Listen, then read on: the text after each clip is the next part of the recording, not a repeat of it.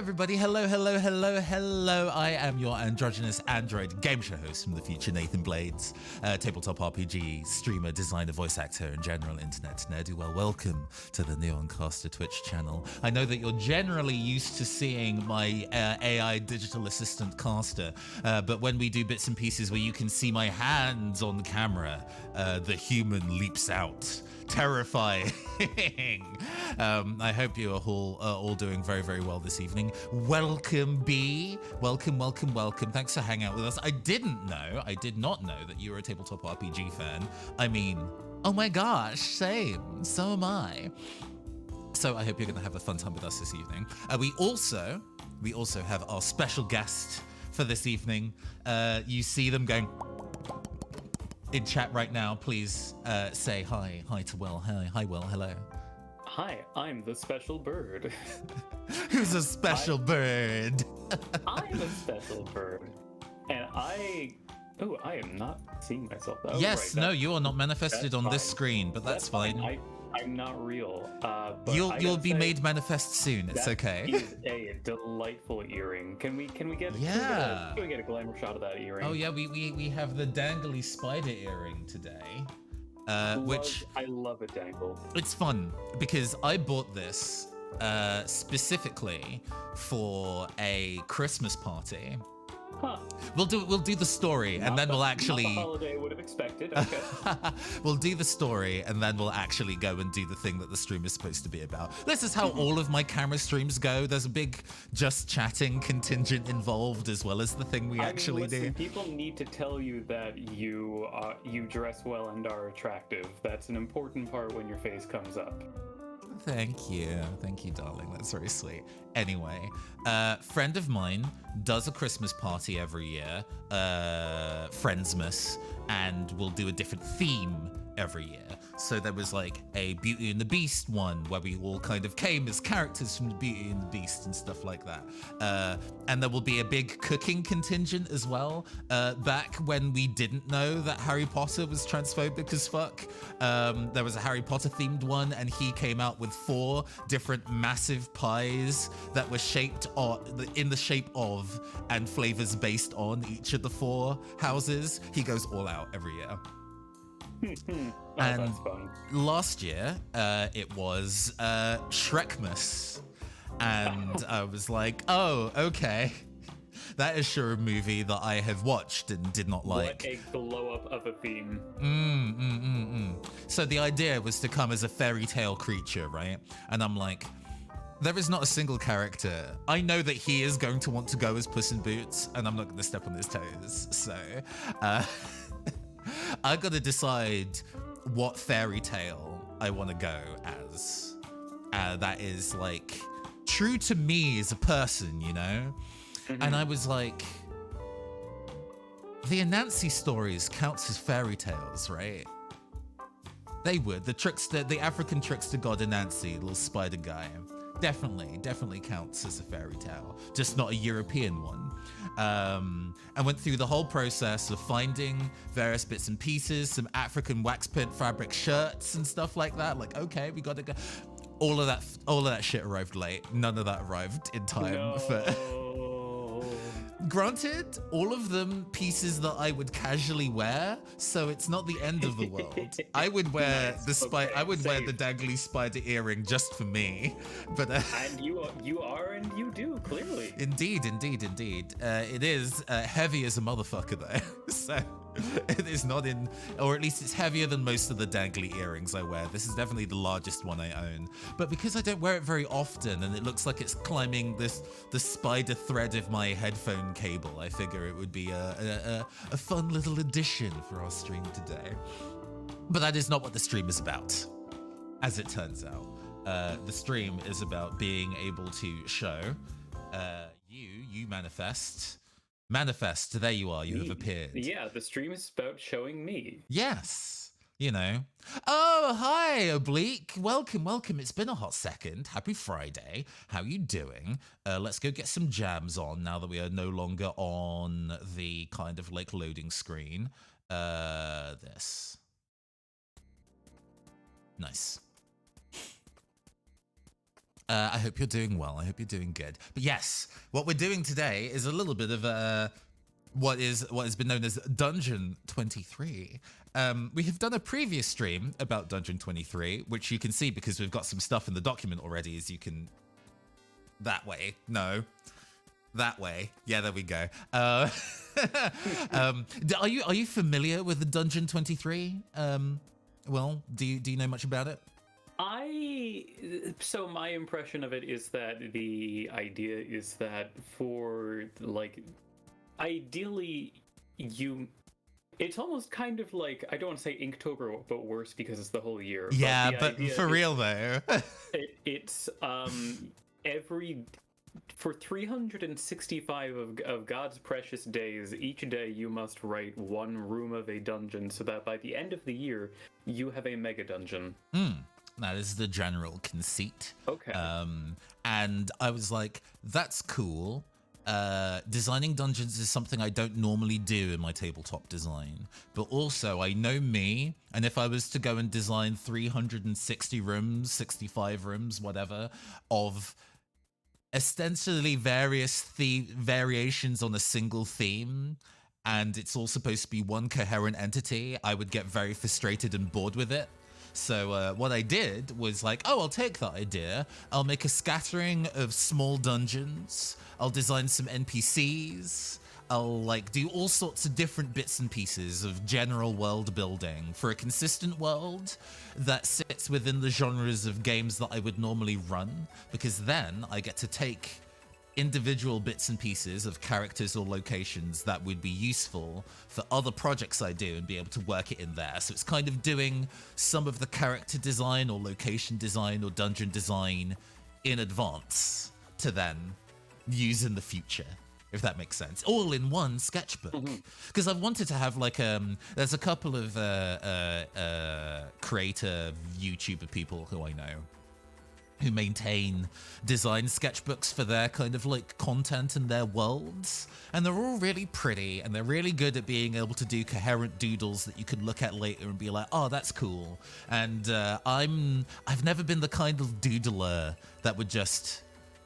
I can only draw with intention, if that makes sense. The idea of just doodling and then that turning into a useful, cool thing doesn't work. I have no idea how that's supposed to work. I do not understand that process. So I was like, oh, a thing I want to start, but struggling to. So Dungeon 23 came along and was like, okay, this is a good way of having a sketchbook where I can just put things in it. And all of them are inherently designed to be useful to me down the line.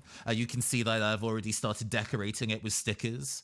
Big fan of this no gender only void sticker. Relatable, true. And I have started filling it up with a variety of things. Including the kind of general, I guess, overarching world map of the stuff that we're doing. Yeah, for those who have tuned into our streams in the now surprisingly distant past, Arcana Core is now a couple of years ago. That was like 2 years ago now, it feels like. Salute emoji. But the agency that deals with fictional and paranormal threats, Ryder, was really cool in that. So I wanted to go and like use them again as like an SCP kind of equivalent kind of thing, where they deal with metaphysical threats in a building that contains all sorts of very strange and very different entities. Because then you can write about a wide range of things and being able to combine them. There is a bit of box text, if you'll indulge me. Of course. Of course, of course. What am I going to say? No? And then the stream would be over. Goodbye, everyone. Goodbye. Ryder Research Arcology. Undercover agents of the metaphysical, Ryder employ a wide network of agents with their eyes open to the collective unconscious. Their research arcology is built to pioneer the coalescence of shared mind space and the internet, leading to a building that exists physically, digitally, and psychically. Ryder is not a malevolent organization, but when it comes to unlocking the story within an individual, they do what needs to be done. They regularly take on new agents, but there are frequent intruders trying to seize their own narrative. And hey, click on the right web link, or dream in just the right way, and you could find your own back door into the arcology. You may already be living within it. Who's to say? So with that kind of like in mind, we've got let me go flip over to the NPCs page, because we have some already that I've done in the past. These doodles are actually based on miniatures that I have. So some of them that I've kit bashed myself and things like that. The ones that I've kind of designed myself, I have used like tarot cards as inspiration for kind of premise and stuff like that. But we also have NPCs that have been based on Jarl, because a couple weeks ago, for my birthday, I had a period of time where anybody who subbed to the channel would have an NPC designed that would fit within this setting. So, for example, we have, being able to wiggle this in a way that isn't going to destroy everything. Okay, here we go. We have Syncopation, who you can see both in the Google Doc and in the book. So all the stuff that we write in the doc today, I will be copying down into the book to be used later. Lovely. Waha. And we have a large number, including Will has an entry. Need to go in now. That's me, folks. That's you. Despite everything, it is still you. So we have, let me go and pull up the document on my side where I can actually look and edit it. A handful of people that we've designed already. One based from Rook. Oh, I should probably enter this here.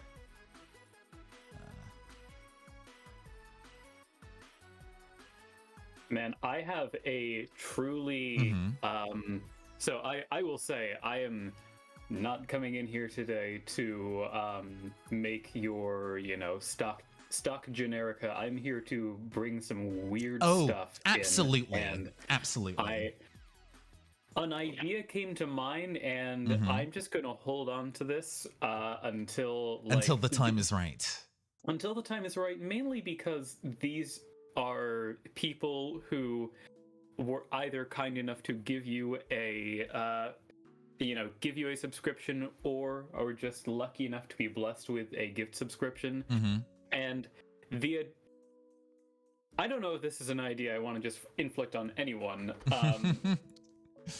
Well, we'll see. Come back to that. We'll come back to it. We've got trouble brewing, is what I'm saying. Perfect. But we've got stuff like an AI who, as part of a medical brain scan of a person, found a maddening song within, and then they became a digital violinist. We have a train conductor AI who is also an expert with a katana. We have a pulp sci-fi tanuki who goes around throwing seeds that blossom into reality warping plants. We have kind of like a piece of like fey European folklore who has no eyes but grows plants with eyeballs in them. Very just reminding me of that real monsters. Oh gosh, yeah. I can't even remember that character's name. Anybody who does, please do pipe up in chat. We have one of you're a real monster. We have Tom's suggestion of a door guard bereft of any imagination.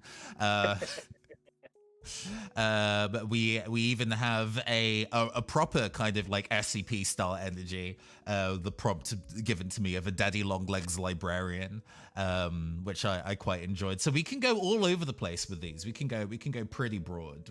Yeah. So good to see the door guard bereft of imagination kind of thing. That is, we do not need to be all of the time swinging for the big power level. We can, go. Okay, cool. And to help us on our way, we not only have a bunch of story cubes with pictograms on them. I'm probably going to have to adjust the contrast and lighting so you can see them, but there you go. That we can use. So, for example, we have this man pushing against a wall, a walking stick, and a big lever being pulled. For example, we can come up with all sorts of. We have a deck of vaporwave themed tarot cards. I have a bunch of tarot decks, but this one is definitely my favorite. We also have a deck of cards that are each of the different skills in Disco Elysium. Ha! Oh, good. So, that's great. you know, if we want to go and decide on a particular personality archetype of a person, we can definitely pull from the Physiologus of Attic Phantoms is the incredibly pretentious name on this cardboard box. But Disco Elysium skills, yes. So we have many ways of being able to make a guy, as Twitter likes to say, make a little meow meow. But yes, do you have a prompt in mind, or do you want to kind of just like? Ooh, starting with mine. Let's see. Or do you? Yes, as a warm up, you know, or do we want to build up to you? How are you feeling? Why don't you give me one or two? I do want to think of a prompt. Okay. We can work on Sam's first. Ultraviolet,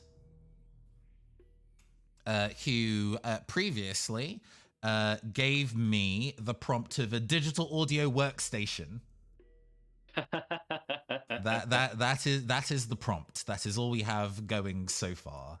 But I liked the idea because it immediately made me go like, oh my god, what if Reaper? But for real though. I was just thinking that. God.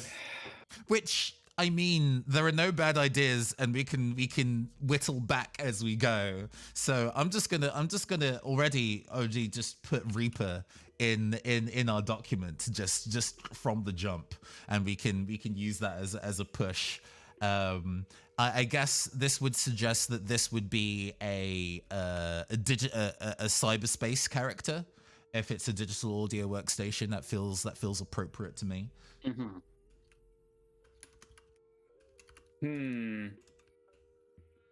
Also wondering, like, okay, you know, there are, oh man, you know, in classic medieval fantasy, there's the idea of the like the enchanted or possessed sword that can talk with you. I'm trying to figure out like the idea of an awakened daw. Oh my god, trying to Skynet by way of daw. The idea of like just, I guess, almost, you know, trying to lean into those data hoarder tendencies of being like, I need every VST known to man. I need just like, I will speak to the people through the mouth of Meowsynth and Delay Llama.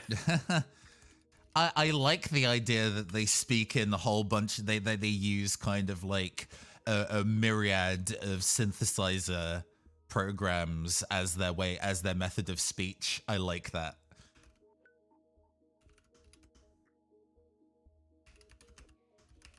Man, it feels like hearing them speak would kind of be the, I don't know if you've heard like MIDI transcriptions of vocals before. Oh god, yeah, there's like an All I Want for Christmas is You like turned into a MIDI file and played back, and it's just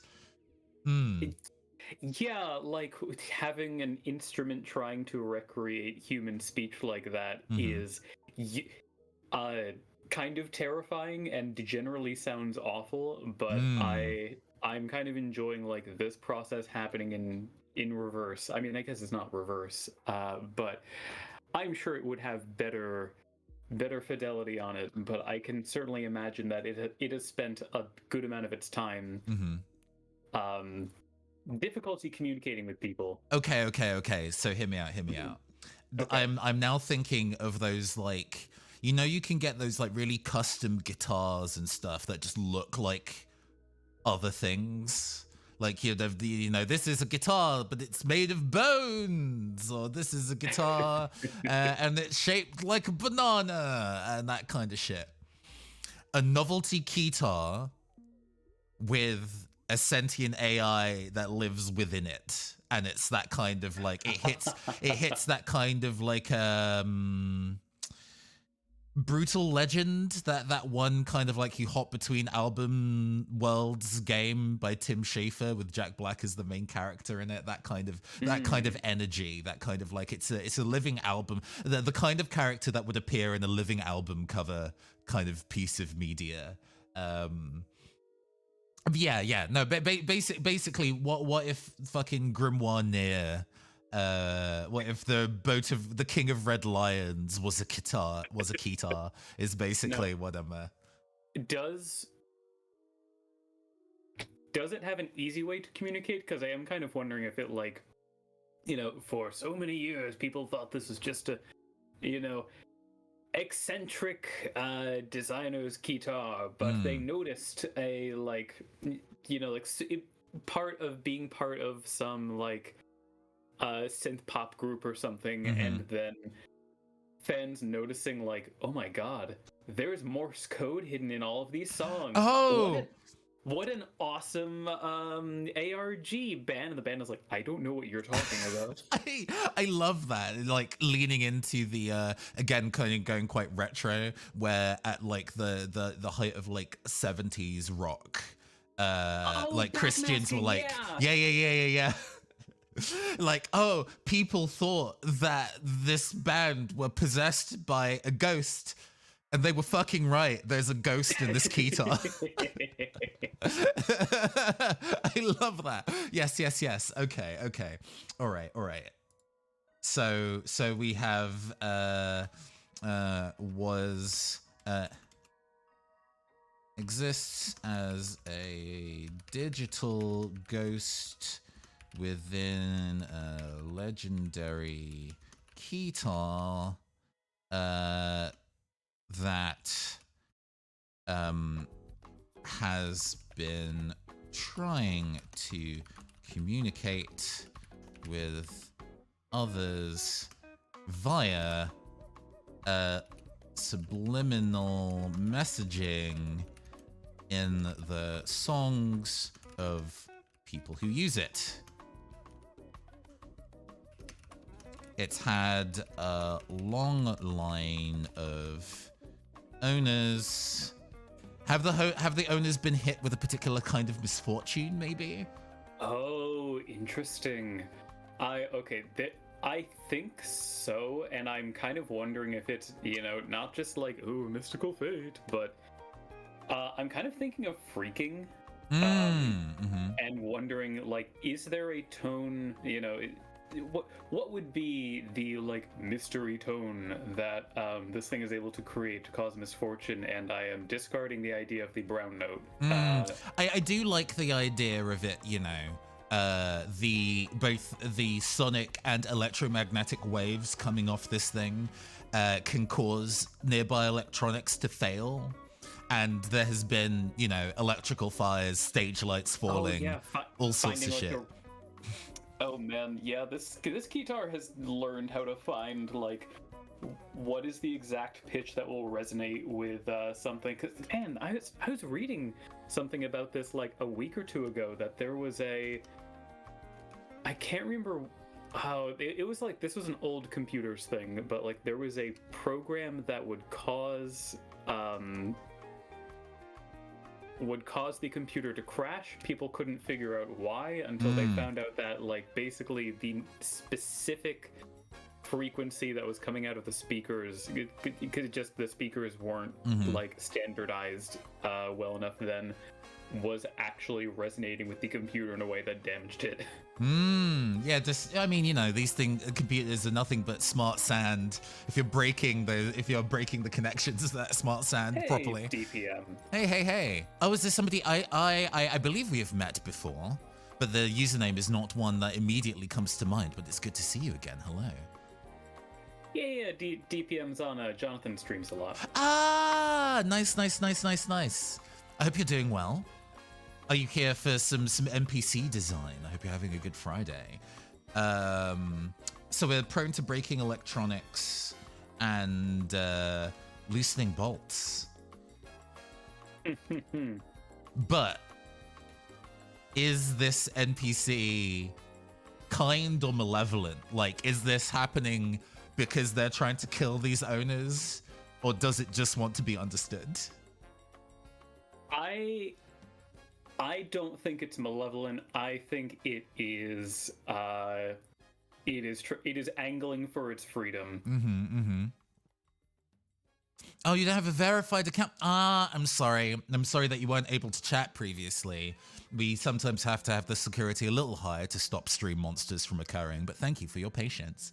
It is a pleasure to have you here. Mm-hmm. Yeah, I don't, just to roughen the edges a bit, I don't know if I'd say this thing is, I don't know if I'd call this thing a hero. I think it's relatively selfish in its purposes, as it is kind of like trying to. I'd imagine it has changed hands a number of times because it is cycling through different, like trying to cycle through different bands until it can find the best vector to get out, and not really worrying about like what's happening to. Am I ruining these people's careers? So we have exists as a digital ghost within the legendary Keytar that has been trying to communicate with others via subliminal messaging in the songs of people who use it. It has a long line of owners who have met unfortunate fates. The tones it produces are prone to breaking electronics and loosening bolts. They're not directly malevolent, but they'll do anything to find a way to escape. I love that. Good.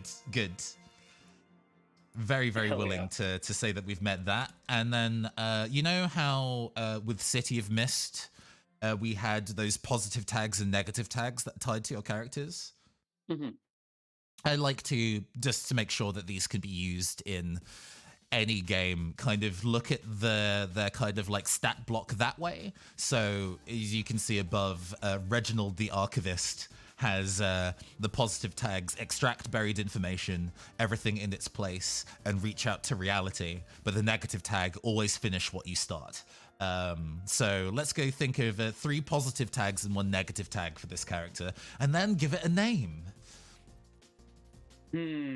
Let's see. I feel like one of the positive tags, I'm feeling like the positive tags have got to be something about the, hitting the resonance frequencies, something about doing some good jams. Like this Keytar is, I feel like this Keytar has been with, the Santanas of its time, much as the hearing myself say, "Oh yeah, Santana, guitarist,"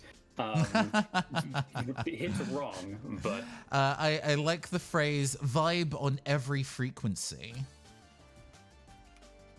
which could just be putting, plus on all frequencies. Wait a second, that's the wrong. Hey, it just loops into itself. That's fine. I mean. I'm happy to subliminally shout out my own tabletop RPG projects. But yeah. Because I think that's a tag that could be used both for, I'm trying to find a frequency that will make the bolts on that stage light wiggle loose, but also, regardless of who plays me, I understand and can work with their particular style. Love a tag with multiple applications. Oh yeah. I mean, it's really cheap to say, but something along the lines of Ghost in the Machine is pretty literal and counts. It is. I don't know what the use case of that tags would be.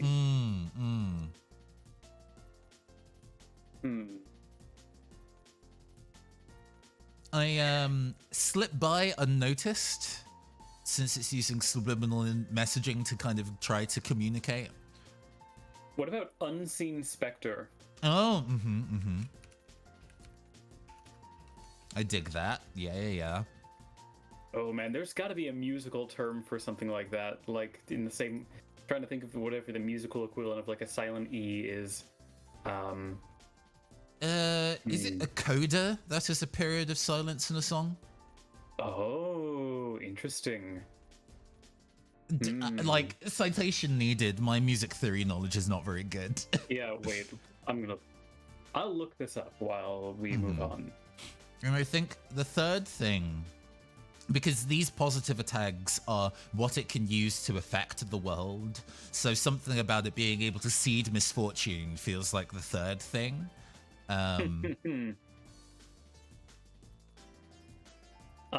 Coda is in fact the ending, concluding passage of okay.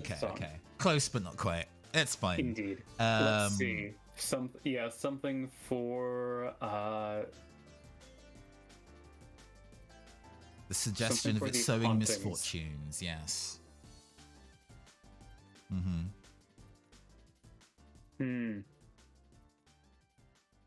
I Trying definitely want to. the word Mhm. haunting in there. Mm.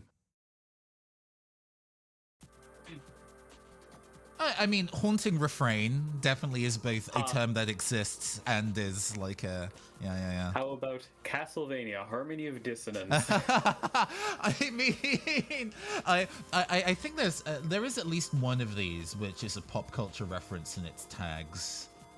Maybe do we have? Yeah. So because the Libra the Cosmic Balancer was suggested by Captain Hurricane, the fastest hedgehog in video games, yes, faster than the one you know. What was digging around on the Japanese box covers of Sonic the Hedgehog 1 and CD, has a whole bunch of half bad English motivational speeches covered on them, and one of them used the phrase "reach beyond the boundaries" in it, and I was kind of like, oh well, yeah. That needs to be on there as a text, so we can definitely go for pop culture references if we want to. The quote on there, "Only I have the balls," was on the box art, but oh, it's because it's a tanuki, badumcha. oh, I forgot it was a tanuki. I was like, wait, why did we put it there again? Oh, yeah. Just looking up and realizing that there was utterly no character reason to have that there. You just wrote that. How embarrassing. I mean, being that kind of cocky space, hotshot space, pulp space captain, the, oh God, what's the character in Zap Brannigan in Futurama? Very much that kind of energy is how I picture that character. Oh yeah, no, going for these kind of weird, flavorful character designs is the big motivator for here, Dark Pocket, for sure. But yeah, do we want to go with the pun, or are we going to lean on haunting refrain? I think either. I like haunting refrain. Marvelous. I also like the idea that implies that it's going to be repeating something in some way, which I think is also spooky. And finally, we have a negative tag. So this is something that would be a detriment to the roles that this character makes. I think it's got to be something about how it can't really directly communicate.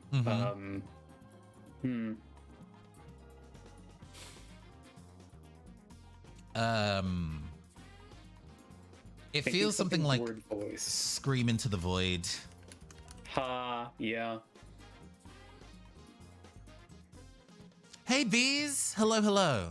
Hey bees. I hope your runs today went well. Sorry I couldn't join you. I needed to be away from my computer after I finished work today. But yeah, I hope the runs today were good. Thanks for hanging with us. All right, we have a character, but we do not have a name. What I quite liked for doing for names is actually rolling the story cubes, because sometimes just pulling a fragment of from the word or from the object, even though it's not thematic to the name itself. But wait, these are the wrong dice. We have a frowny face, two people surreptitiously sending a note between each other, and an ordinary guy with a spooky shadow. I'm gonna have to go and fix the focus. Give me a second. Let's drop the brightness a little bit. There I think we go. DPM got in one. Frowny Twin McSpook Shadow. Let's see. I mean, there's a lot of that. That's pretty on point. This is actually that's basically the character. Right there. It's basically the character. I mean, a sad guy who can only communicate surreptitiously and who is also a ghost. It's spooky. I mean, the Frowny Twin, I quite like because it makes me think of Aphex Twin and how that has a whole bunch of discordant sounds within its space sometimes, or that's really soundscapey. I mean, heck, even the idea of, because there's a ton of terms that are used in sound design to talk about the idea of a soundscape, right? There is like the term soundscape. There's also the phrase like ear candy, which I've inappropriate for this character, but I've always liked that term. I wonder if there's something in that kind of space that we can kind of use, maybe.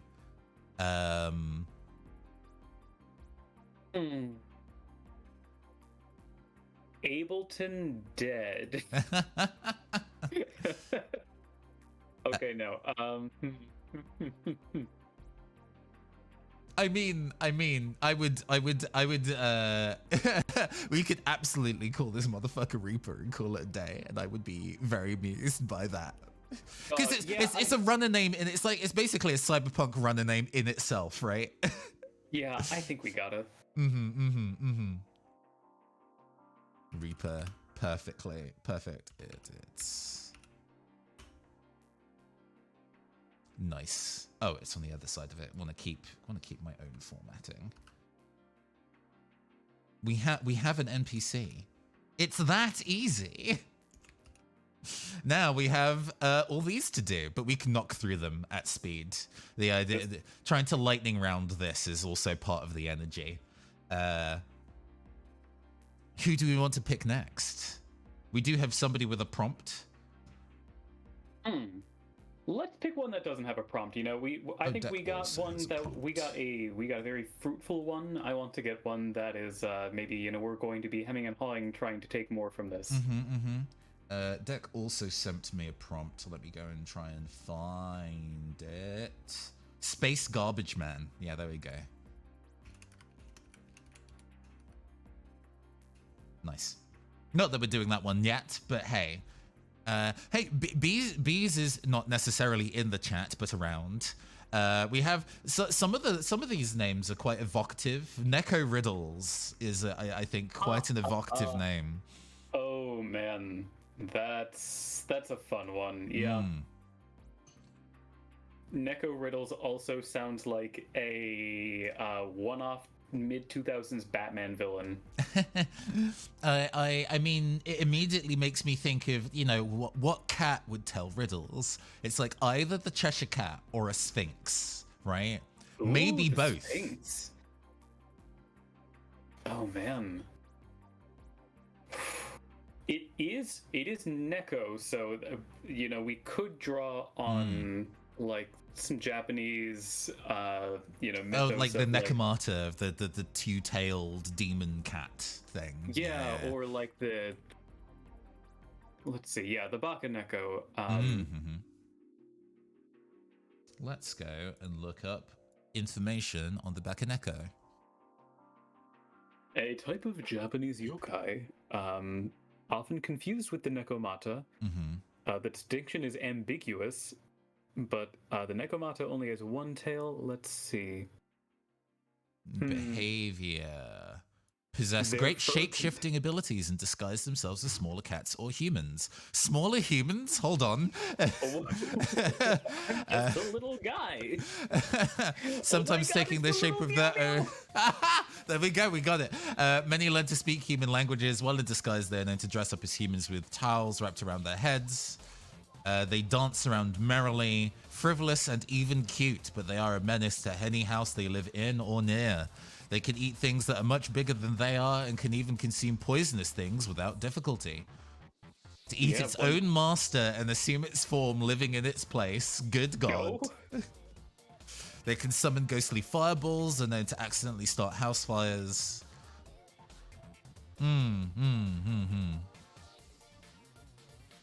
Small humans, perhaps even children. Too scary, too scary. I mean, I do have a soft spot for that kind of like Shining style, like spooky kid who's like, you know, it's a demon, but they appear as a child and kind of like, come play with us forever. Oh man, I'm excited to see. after having so many like Japanese style influenced children that are bad in media, I'm excited to have one that is going for like the haunted Victorian kind. Oh, please, sir, let's play forever. That's worse. I was thinking like porcelain doll. Yeah. Not Oliver Twist. Fair enough. Yeah. Got haunted by the ghost of Oliver Twist. Please, sir, can I have your soul? Polite Victorian ghost children are the worst. True.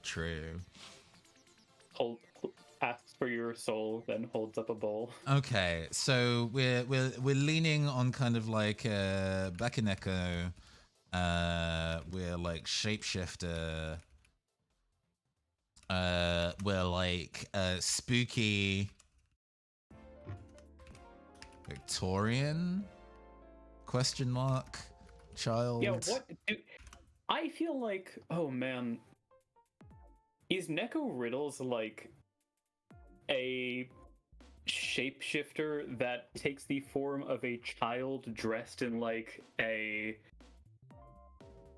I feel like it's got to be in some kind of costume. I don't know if I want to say like... I feel like saying a clown costume is... like a cute little Halloween costume. It's always different. This is feeling like it's leaning more into that kind of like SCP Control, Welcome to Night Vale kind of entity.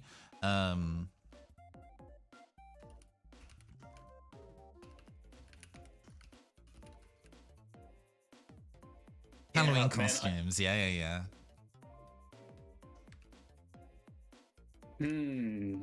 Yeah, I do enjoy the idea that each time it's a different Halloween costume, there's probably like different ways to tell. Like, I mean, aside from the fact that it's like, kid, it's December. I'm wondering where does the riddle part come in, or is like is the riddle just the the riddle of their true identity? Yeah, we don't necessarily need to kind of take the username here as the full premise.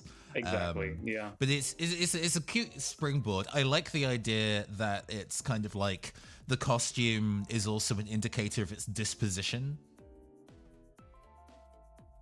So over time, it's kind of like, oh, yeah, when it's in a good mood, it's mostly kind of like fairies and like Frankenstein's monsters and stuff like that.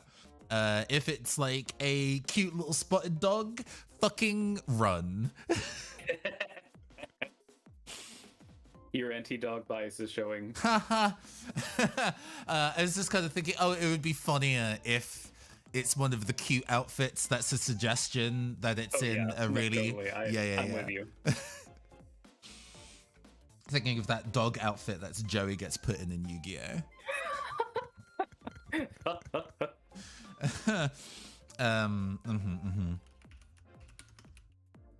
Whatever. Yeah, moral of the story, do not let a furry into your house. Like a vampire. I haven't seen Yu-Gi-Oh! To know what you... I have seen too much Yu-Gi-Oh! To know what you mean.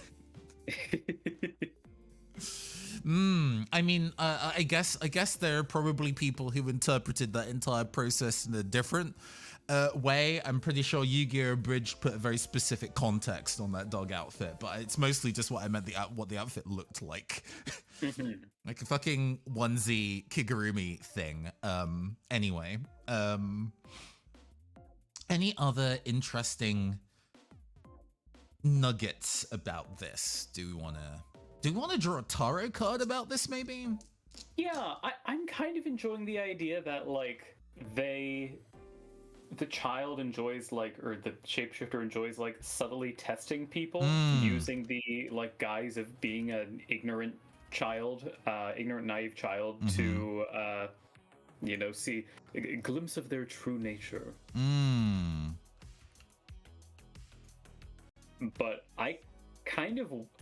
part of me kind of thinks that it's more fun if this is not just like a moral arbiter child, but is like what it rewards and what it punishes does not perfectly line up with what is good and what is bad. Like, it thinks it's doing like it's a proper. Honestly, Abridged didn't make the whole dog suit ordeal any less awkward and on the nose than the original series. Strong memories of those episodes, and they strongly suspect Yu-Gi-Oh! Responsible for half of the furries from that generation. That's a big number. I mean, it was airing the same time as Pokemon. People went to Pokemon the first movie and clearly had some feelings about Mewtwo. There was literally an episode where Ash got turned into a Pikachu. Anyway, there's some people. It's funny thinking back at like playing Red and Blue and going through the entire like Bill bit in the Transformer and just being kind of like, sure, that's a weird thing that's happening. Anyway, I got to go fight Misty, and there are some other people who got really hung up on that. Just original script people was like, no, leave me. Don't touch me. I'm better this way. You could be better too. Pulls you into the transporter. Okay. I made this machine to transform myself into a Pokemon anyway. Here's a boat ticket. Yeah. Give me a number. Give me a number, Will. Let's go with 17. Is that too high? No, it's fine. Perfect. 6, 7, 8. Oh, that'll be this one. Whoop. We have the 10 of Swords. Gosh, do I have that information off the dome? I don't. But I do have notes that I have previously taken and written down because I am a studious little child. I am the costumed Victorian child that's testing you. Okay, we have paranoia made real, betrayal, self-destructive. If psychological shadows approach, how do we face it? I want to pitch. I think what the child is testing is not like, is this person nice or just?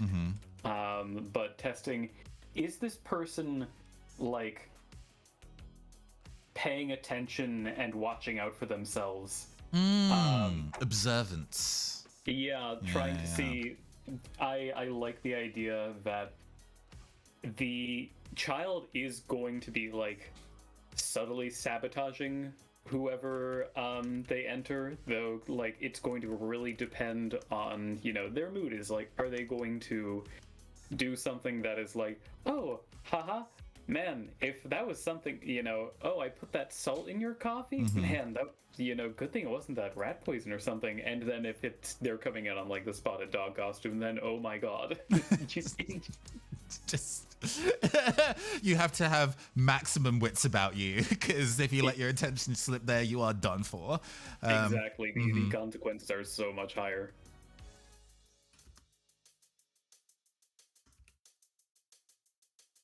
A shapeshifter in the form of a young child wearing a cute Halloween costume.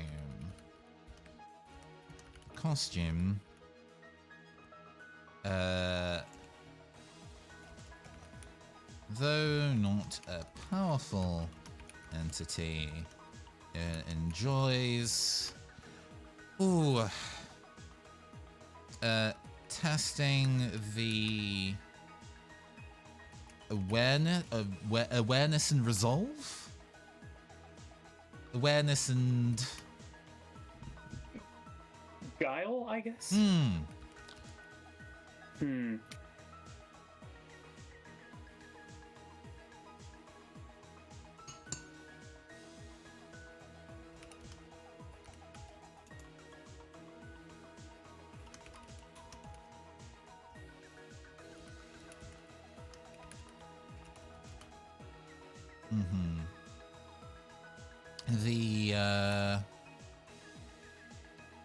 The costume it dons is an indicator of its mood. the. It doesn't have to be the. It's gonna be the dog costume. Yeah.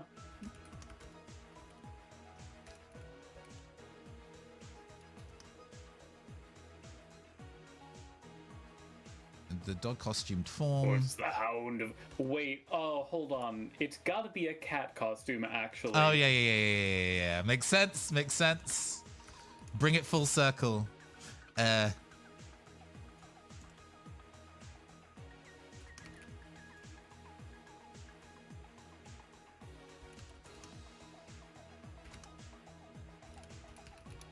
Okay. One of the contained daydreams at Ryder headquarters, a shapeshifter in the form of a young child wearing a cute Halloween costume. Though not a powerful entity, it enjoys testing the awareness and guiles of those it encounters with pranks of varying severity. The costume it dons is an indicator of its mood.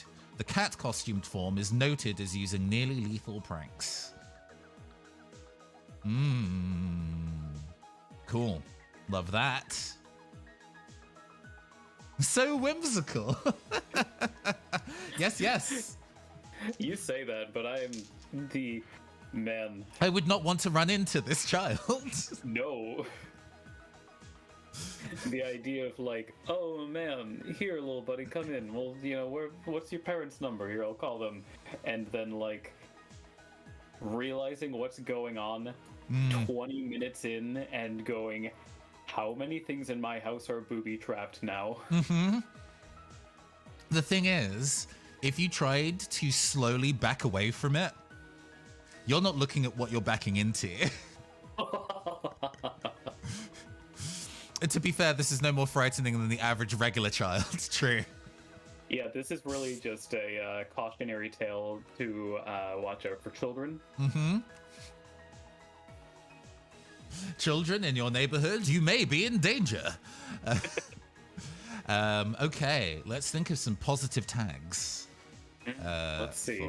For this daydream.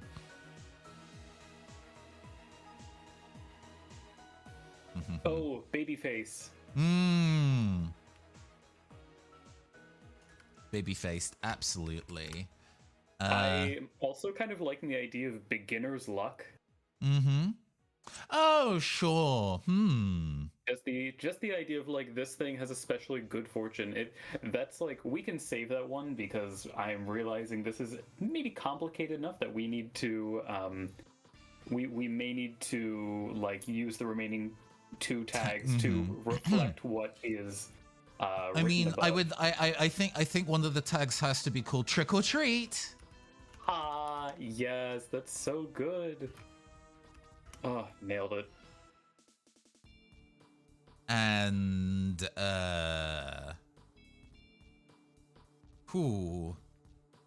let's see. Something that suggests that it can do things when you're not looking. Is I guess the big thing here, or suggesting of the kind of like the outfit changes. Oh yeah.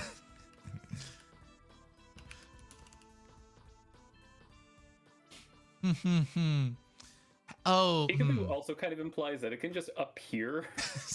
Oh God. Does this last one now, the third tag also feels like it needs to be an exclamation of some kind. Babyface makes sense, but I wonder if there's something in this kind of suggestion of innocence that can also be like an exclamation of some kind. The first thing that came to mind was ashes, ashes, we all fall down, which I don't think is relevant. But ring around the roses, huh? Wasn't me. Oh, that's very good. That's very good, Pokemon. Thank you. That is good. Ha! Perfect. I love that. Thank you. Genuinely, this is why we do this on stream. Like, chat comes up with some dope fucking ideas when we do this. So yeah, much appreciated. Now the negative tag, what is it bad at? It's not that powerful. It feels like if you aren't intimidated by it, you could just ground this kid. You know, Yeah, if you like, just you just picked it up by the collar and being kind of like you're grounded, then it's just kind of like, oh no. Yeah, like it's at the end of the day, I don't think it has supernatural strength or anything. I think it is only as strong as a child. So, yeah, we'll do the flip side of baby faced, baby boned. No. Just a kid.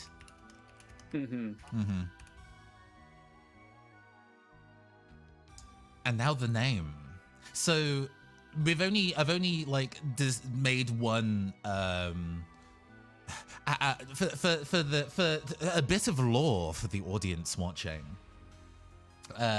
In this setting, the kind of like supernatural entities that are small scale are called daydreams, and what would be strong enough to be a boss monster is a nightmare.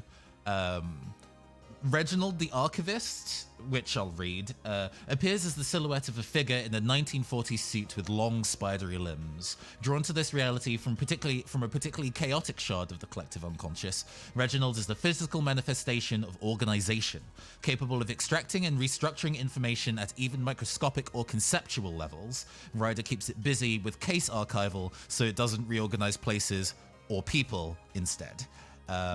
Which is like on the cusp of nightmare tier. It depends on how mad you make it, I guess. I feel like this kid is daydream. Oh, definitely daydream tier. This is just a kid, but the body count is quite low. But it's definitely non-zero. But let's see. Because, you know, it definitely gets a grander name if it's a nightmare. If it's a daydream, it can have a more frivolous name. I'm kind of thinking, like, what about Puck? You know, going for the yeah. Shakespearean fairy. I like that. Very good. What are Puck's pronouns? With two C's because it's modern. No. What are Puck's pronouns, if they even matter? I feel like it's probably any all. This kid's all over the place. Nice. Okay. NPC generated at good speed as well. We've made very good pace. All right, another one. Okay. Do we have a preference? Hey, Dark Pocketmon. You see this list of names in brackets? Pick one for me, please. That NPC is better than most main protagonists I know. Oh no.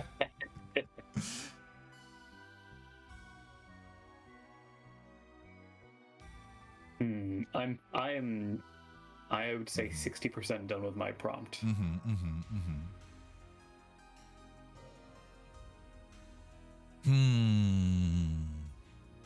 There's no wrong answers here. I like Maswoon. There's a certain feel to it. Okay, yeah. We'll do Maswoon next. Maswoon is a VTuber friend of mine. They are big into Pokemon and JRPGs, and have a very, very, very technical background. Let's see if I can. I don't know whether I have artwork of Maswoon available to show. We might be able to. I am. Okay. Do you know the etymology of Maswoon's name? I do not.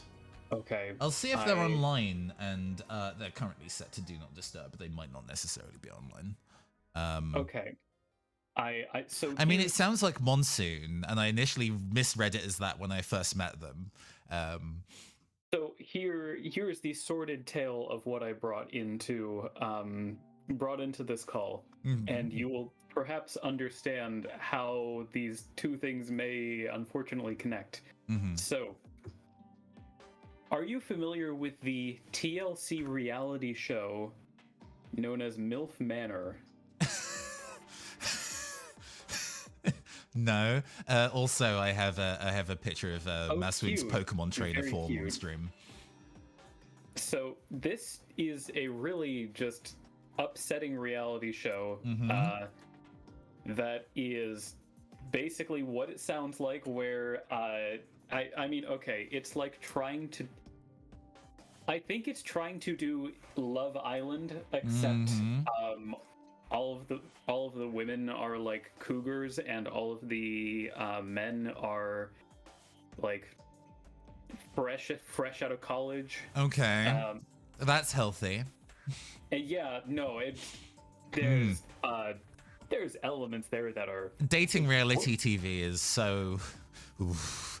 Now here's the real here. So if that wasn't, if you're not thinking about like, wow, that would be awful if the genders were swapped. Here's the kicker. All of these contestants are in pairs. There's a mother and a son pair, and they didn't know this going into it, so it's basically like you are assigned a parent. No, like you're at their actual family. Oh related. No! So it's setting like, up various mothers' sons with other mothers. While they are all there and seeing this, and so the it is. There's a whole lot of adjectives you could use, but the deranged thing that came to my mind as I came in here was like, what if there was one of the NPCs was like, I almost want to say a survivor of one of these like deranged reality TV shows. I like that. Okay. Seeing Ma swoon, swooning for a mother, and I'm like, oh no, oh, no, it is returned. I mean, I like the idea, because people who know me know that I love a good killer game show. Either the metaphorical ones like the Traitors or the Mole or whatever, or like actually in like animes and stuff where it's like a death game kind of deal. The idea of somebody who has survived like a death game show and is now was previously an entirely ordinary person and has now become battle hardened through this experience is actually fucking delightful to me. I think that's really fun. It's like they learned something on this. This show gave them skills as well as horrors beyond, the average person's comprehension. And it has to be like otherwise a really mundane game show where it's not funny. So like, did you ever get Supermarket Sweep in the US? Yes. I think there's a more modern equivalent with like Guy Fieri as the head, as the showrunner of it. But Sam and I actually watched a couple episodes of Supermarket Sweep. God, the old one. Such a strange premise, and finding the giant inflatable fruit or whatever is the whatever.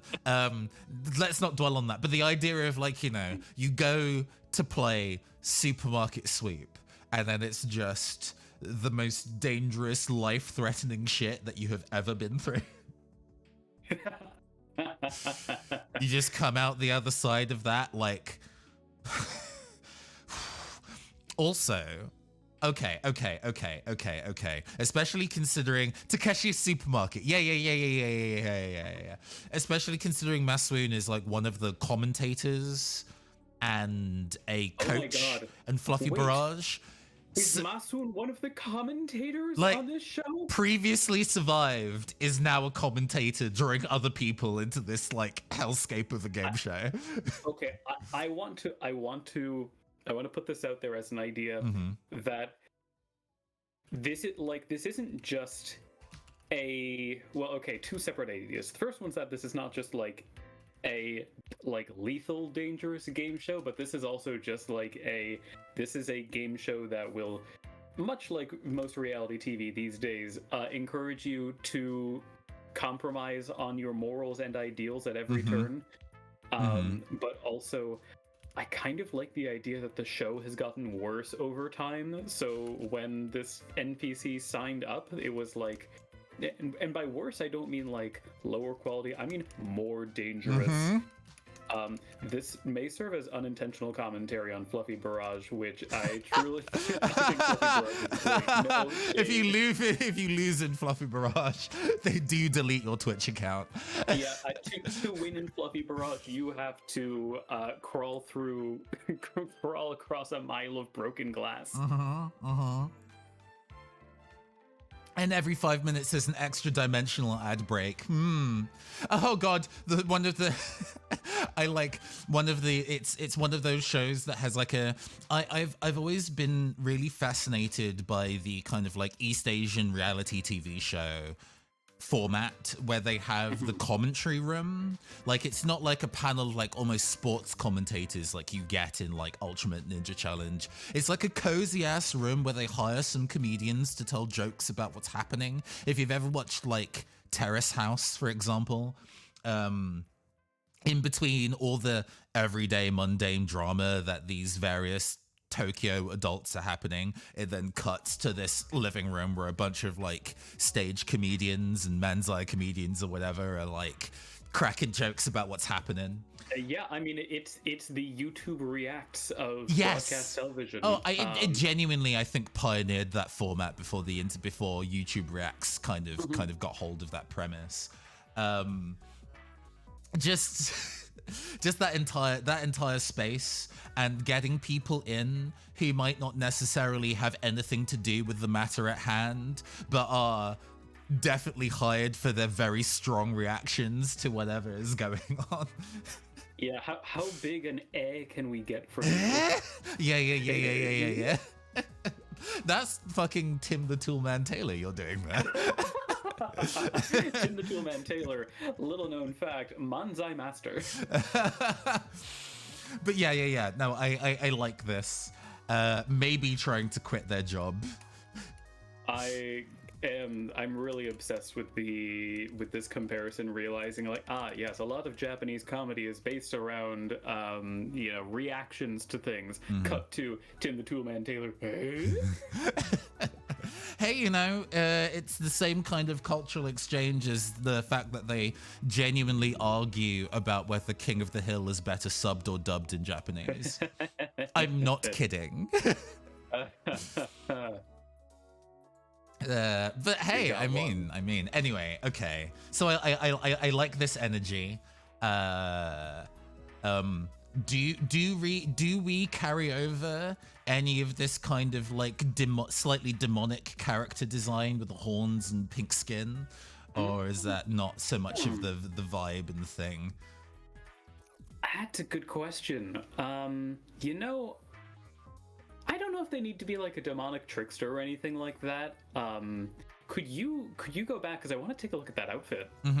I noticed it's a very kind of like professor trainer kind of outfit. Yeah. Okay. Whoa, those shoes though. Good boots. Love a good boot. This is making me wonder with that professor energy whether like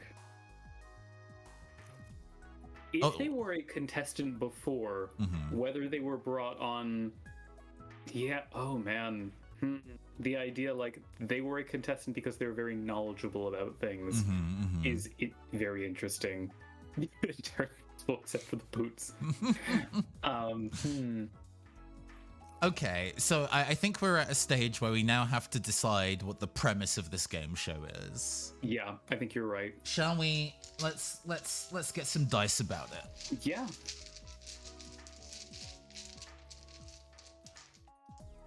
Always like rolling sets of 3.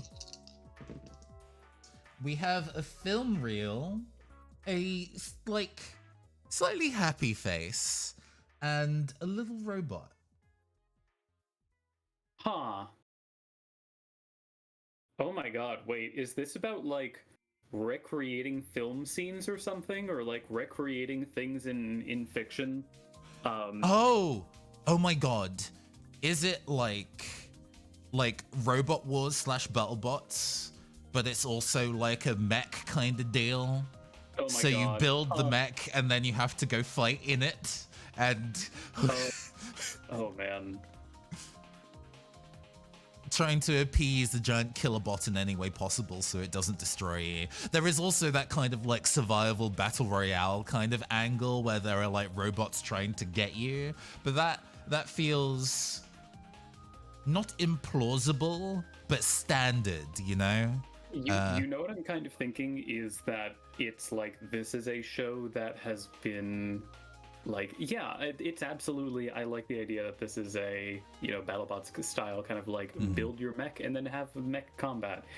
And this thing is sponsored by like major corporations, it's sponsored by like major media producers, so like, you know, the producers of there has like been a Gundam themed one, there's been, you know, all of that kind of stuff, and it's very sanitized,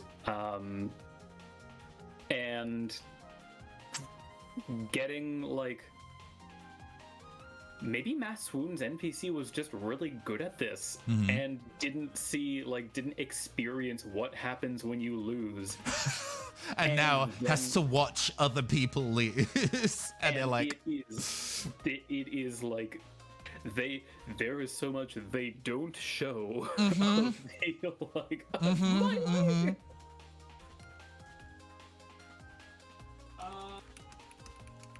oh, I like that. God, that's a whole scenario plot in itself, like right there. That's good. Right, okay. So let me give me a second to double check something.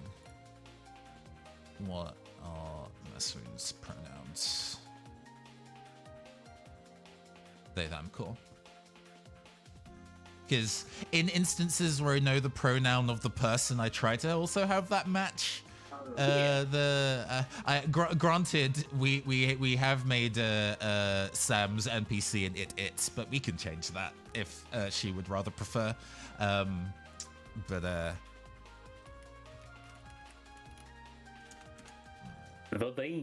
theme. Typing is hard. You got, when you said typing, a big pause, and I'm like, I guess it'd have to be probably like steel normal. Mech Survivor Mass Moon, Steel Normal. Steel Normal is definitely a very new. That is quad fucking weak to fighting. Yeah, whoops. Ugh. Don't know if I'd say it's good, but no. Okay. So, they are one of... Now I've paid attention to the fact that my typing is bad. I've lost all ability to type. One of the first champs of... what is the name of this show? Clashing Steel. Yeah. A mech suit building and battling game show.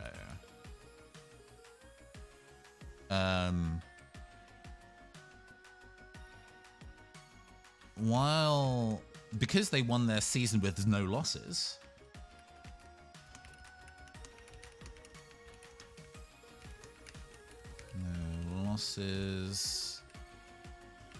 they're now paid sizable sums to commentate on subsequent seasons. However, they did not realize, I can contract that, didn't realize how ... brutal the losses could be, and each season just gets bloodier.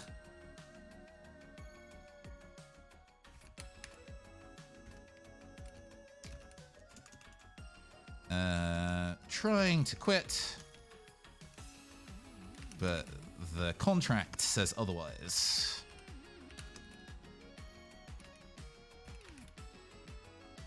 Now the real question is what? Oh, I mean, I think the host is still there. This is like a commentator rather than the host. I think the host definitely needs to be a personality unto themselves. Oh man.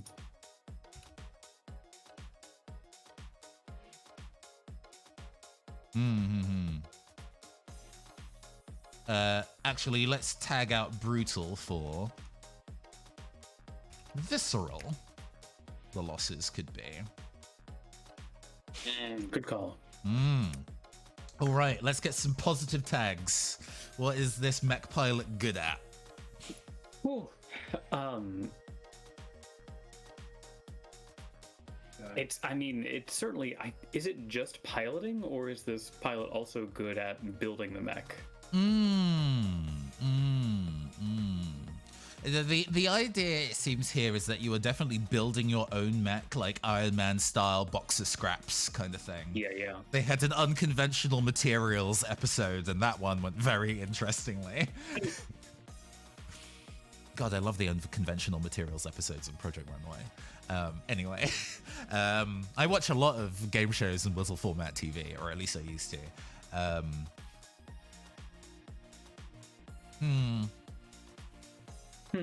Let's see. Like, Probably, I guess it would have to inventive be- feels like it's kind of the adjective here, like inventive pilot, or Yeah. Maybe like inventive technique.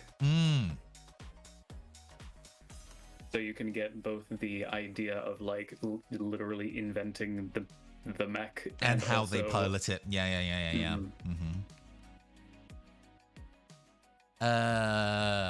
I would say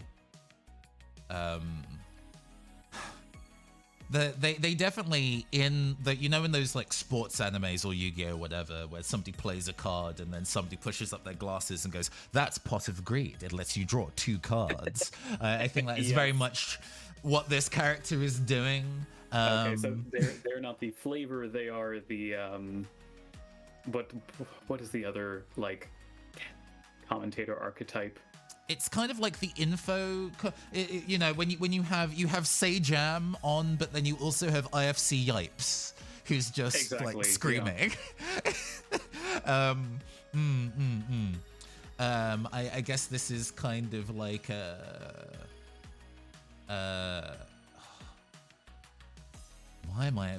words are my job. Why am I failing with words?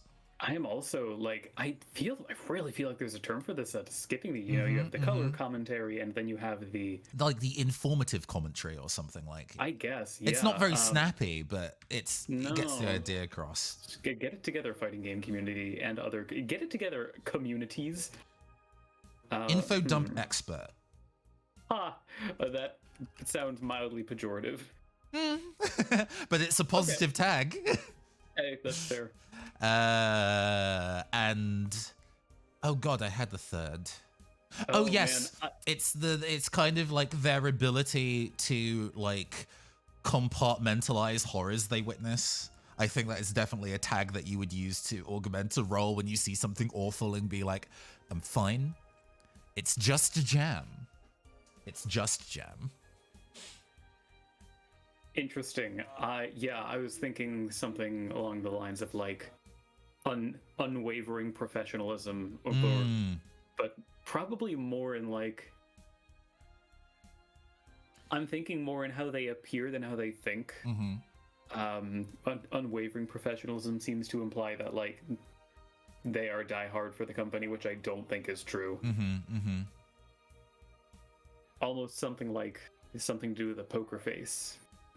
All comment. The show must go on. That's pretty good. That is pretty good.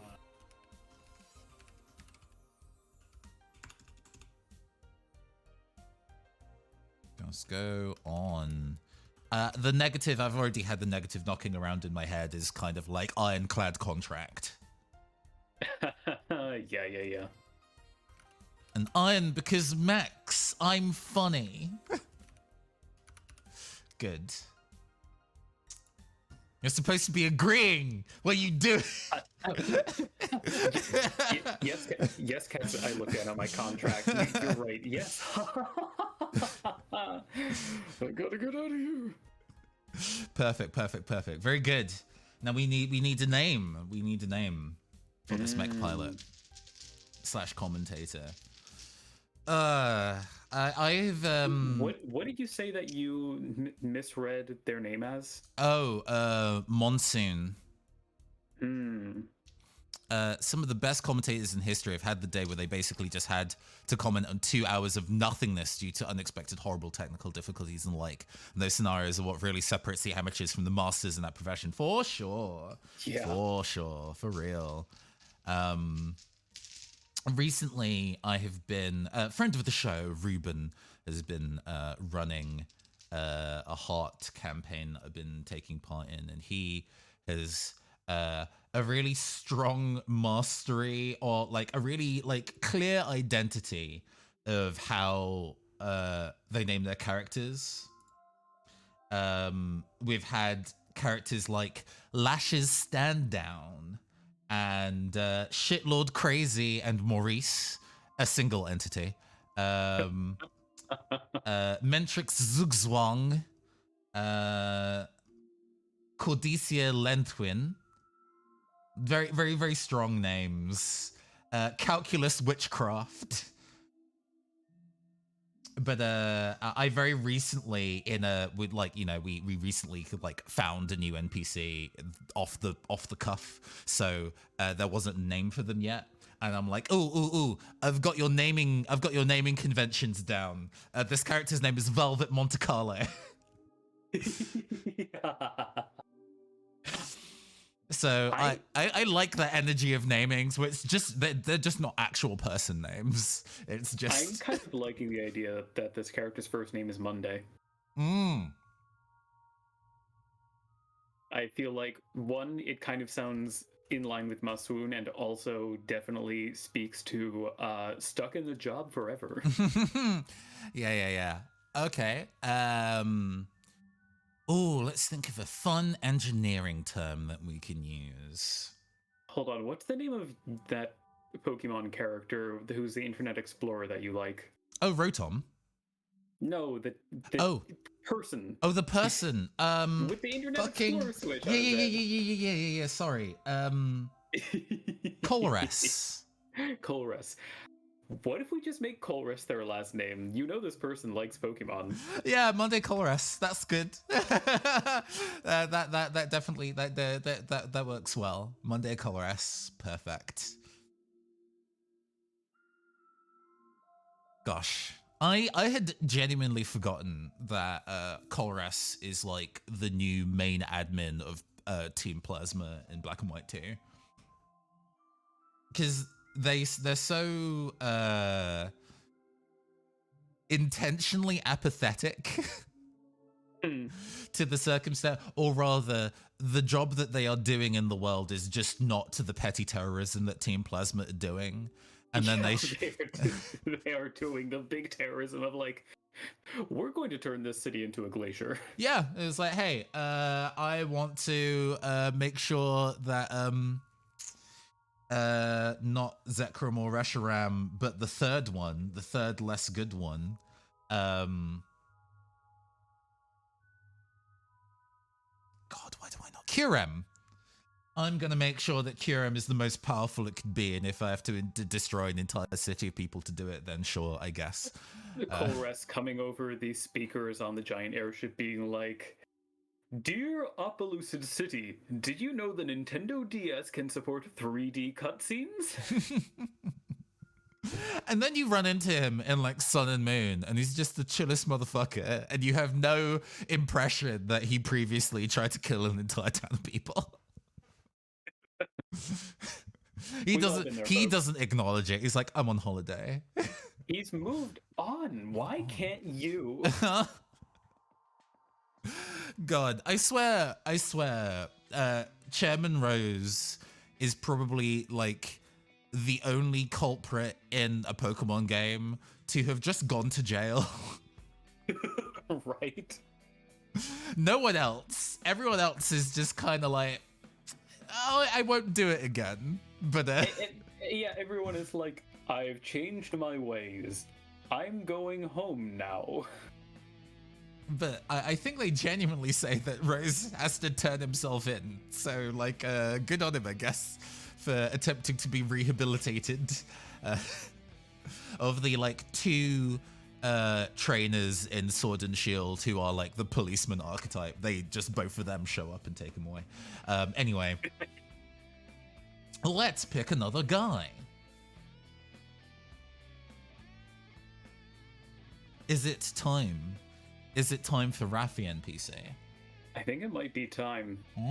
Here's the thing. I have 60% of this prompt, and I would like your help to end this prompt in the most interesting way that is possible. Mm-hmm. The prompt is Solid Snake by way of blank. And I really like... I don't want to pick like cyberpunk, medieval fantasy, even like no, oh my something God. like that, because a lot of those have obvious answers. I want to pick like how Solid Snake by way of coffee talk. Oh, coffee talk. Tell me more. So coffee talk is essentially urban fantasy Valhalla,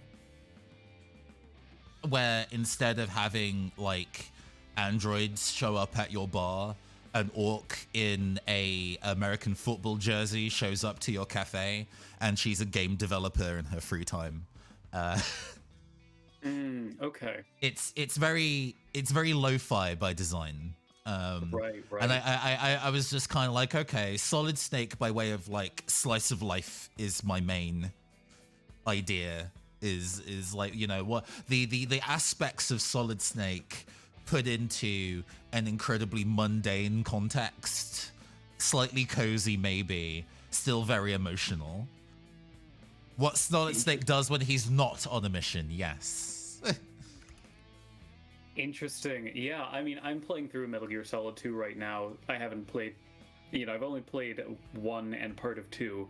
Mm-hmm. In my mind, the aspects that, like, the main defining aspects of Solid Snake in my mind are, Mm-hmm. like,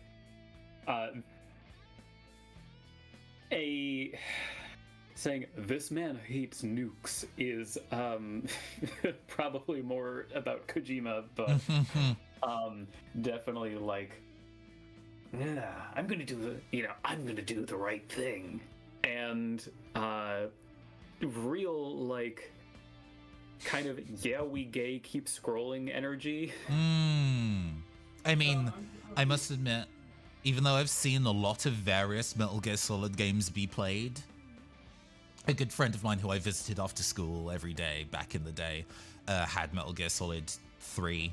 And probably 2, but I don't think I watched him play much 2. Oh no, we did, because Vamp was in it. And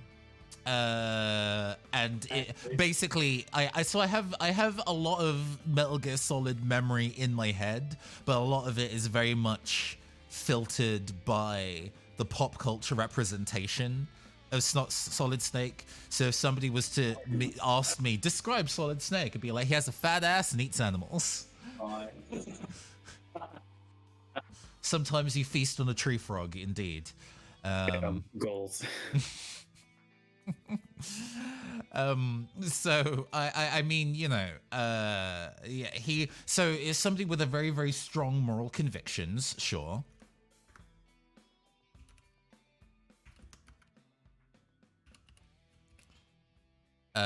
He also pees himself doing electroshock torture, and that's all I have to say about that! Exclamation mark. People are pissed. I'm playing through. People are pissing themselves all the time in Metal Gear Solid series. I do not yeah, know what the hell. Otacon does it a number of times. Otacon does it. Otacon's sister does it. Oh dear. It's not cute. Hideo Kojima. I don't know. He seems pretty like he has weird ideas, but seems like a relatively ordinary person, and I hope it stays that way. You know, I hope it stays that way. A very Japanese trope. No, true. So we have strong moral convictions. Do we have fat ass as a tag here? No, we don't. We don't do that. Devastating. Devastating. I mean, okay, I think, like, you can't deny Solid Snake the inherent homoeroticism of this man. Is this intentional or unintentional? Like, how aware of the fact that he's sculpted like a marble statue? How aware of this fact? Because he doesn't feel aware of it in the games. Yeah, I mean, I don't think he thinks of himself in sexual terms. He honest to God, he may straight up just be ace. I think he's still homo-romantic, but I don't think he's like putting on to try to make himself hot. I think this is like I need to keep myself in maximum physical, shape, so that I can disarm. I guess in this universe, the McDonald's ice cream machine.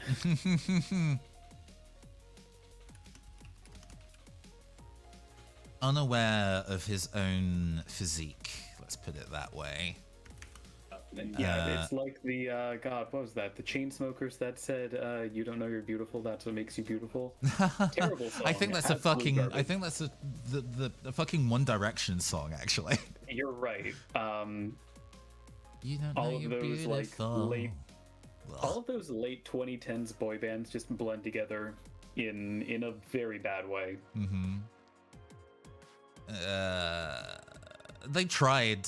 That was a. I mean, Simon Cowell was specifically in charge of One Direction, so he was definitely trying to get a revival of the kind of 90s boy band idea. And then Korea said, "Hey, watch this," and nobody has tried to test that since. Funnily enough. Okay.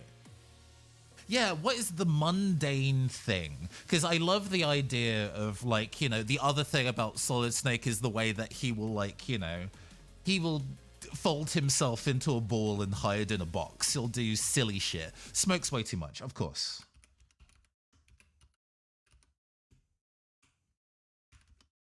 Of course. That's definitely a thing about him.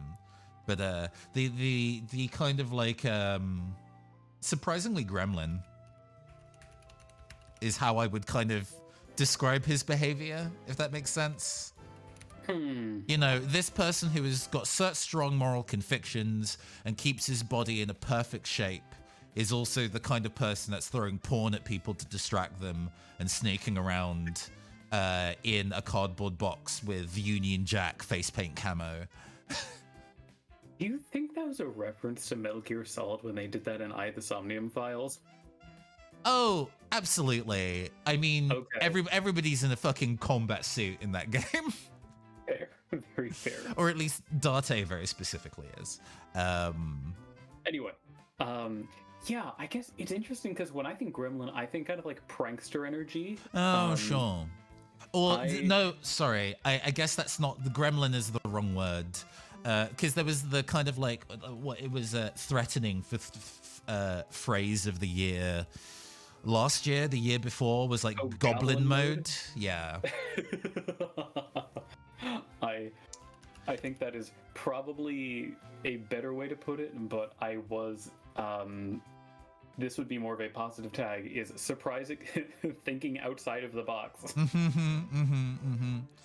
I mean, these aren't necessarily the proper tags. We're just throwing some stuff down so we have some frames of reference till we start writing a paragraph. But I am interested to kind of like think about what his mundane job is now, if he's not trying to steal government secrets and destroy nukes, but he still kind of has like an idea of maybe community activism. What is he like doing? Is he like on the Parent-Teacher Association? Yeah, it's like, what is he trying to, because like Metal Gear Solid 2, he's trying to expose the military for creating a super weapon, basically. and I'm trying to figure out like what expose the local school council like super low stakes shit. Is he because one of the big themes of Metal Gear Solid 2 is that idea of kind of like not indoctrination, but like the idea of teaching a new generation of people to have a specific type of groupthink using technology. Yeah, and controlling people with disinformation. And he feels like he's somebody. Yeah, the local school board has rigged elections to the head janitor, and he will expose the truth no matter what the cost. But I'm like, I was thinking like the Superintendent Chalmers kind of character, not the personality of him, but you know, he's trying to make sure that this school or whatever is operating properly. Yes, oh my god, being like a pen tester for schools. Oh, that's fun. School inspector, high school inspector. Yeah. Oh man, that is fun. Absolutely picturing this man doing a combat roll between sets of locker. Yeah. Has watched too many action movies.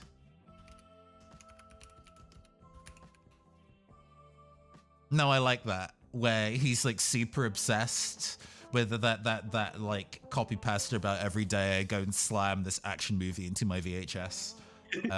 Yeah, and the action movie is Escape from New York. And then he just goes and does his job where he's making sure that the local high schools are up to like fire code, and you know that he's going to personally test every single fire ladder. Okay, I like this. Yeah, this is fun. I was afraid we were going to go into some like, you know, oh, he's a journalist, and I'm like, I'm too jaded by journalism. I can't be like, this man's a real hero being a local journalist. It crossed my mind, and then was like, that's too easy. Yeah, that's too easy and a bit too old school. I do like journalist characters, but they have to do like they're clearly journalism. They're clearly a journalist for reasons other than trying to find the truth. Otherwise, I don't believe it. Yeah. Has Ryder got in contact with this guy? Ooh. Is he inspecting these schools and then is like, these kids have astounding imagination. I should let them know. I should let Ryder know. Oh man. I do like the idea that he is affiliated with Ryder, and there's a part of me that's kind of wondering, like, is the being a like high school inspector partially a cover to keep an eye on like are any of these kids like showing potential, or are they going to be, you know, is one of these kids going to be a Metal Gear? I think it's an Ouroboros of this, right? Where he was already doing that job, and he already had the personality trait of being like hyper action hero, and then Ryder, you know, in their like Professor X style cerebro of looking for people with wild imaginations, found a grown ass adult who thinks he's a super spy but is doing a mundane job, checked it out, and was like, oh wait, he would actually be really useful to be in contact with, considering his line of work. Honestly, part of me kind of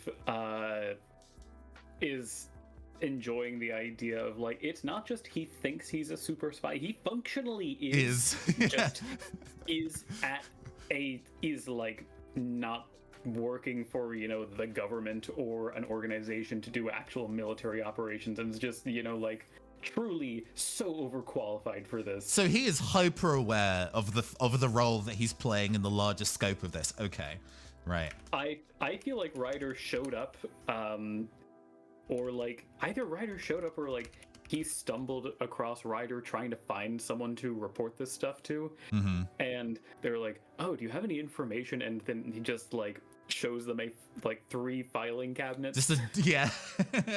Oof. I like to imagine them always calling the principal Colonel. Colonel. Okay, we got it. The I guess district. We have like a UK term for this, for this kind of like inspector. So I'm trying to think of like a more generic term. The district standards inspector. Inspector of the city's high schools.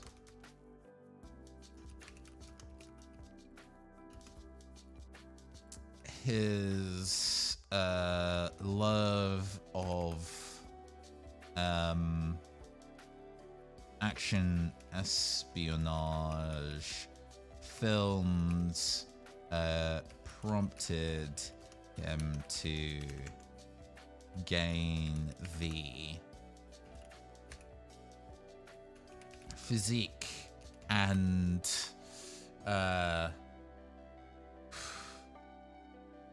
mental acuity.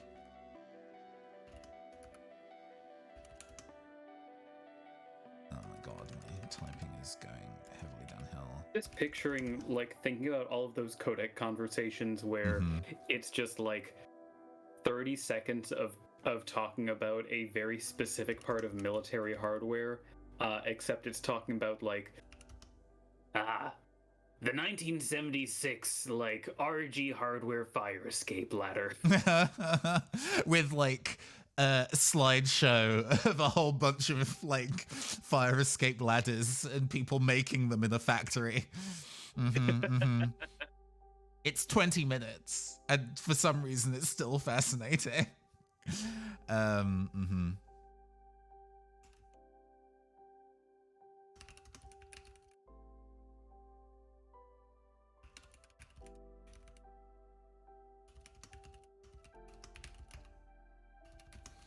Until Ryder and contact.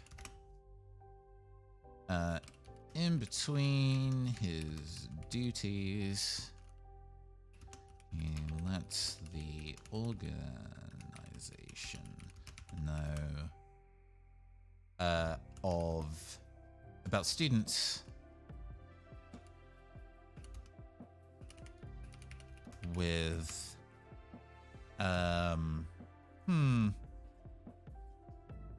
flourishing imaginations.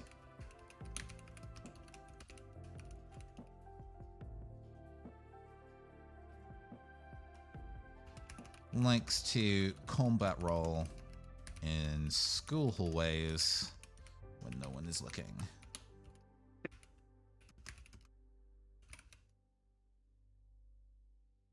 Cool, good, love it. Just showing up to the maintenance crew being like, there's an obstruction in one of the lower vents.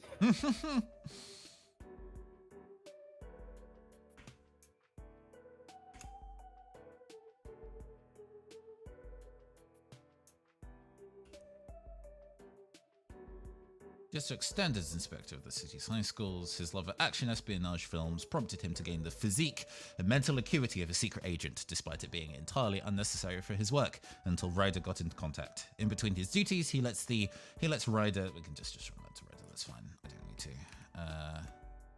He lets Ryder know about students with flourishing imaginations, likes to combat roll in school hallways when no one is looking. Perfect. Alright, tags for this lad. Oh, man.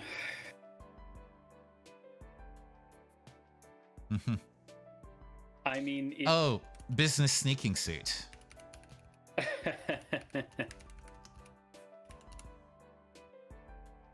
And does he constantly have flashbacks of his previous missions?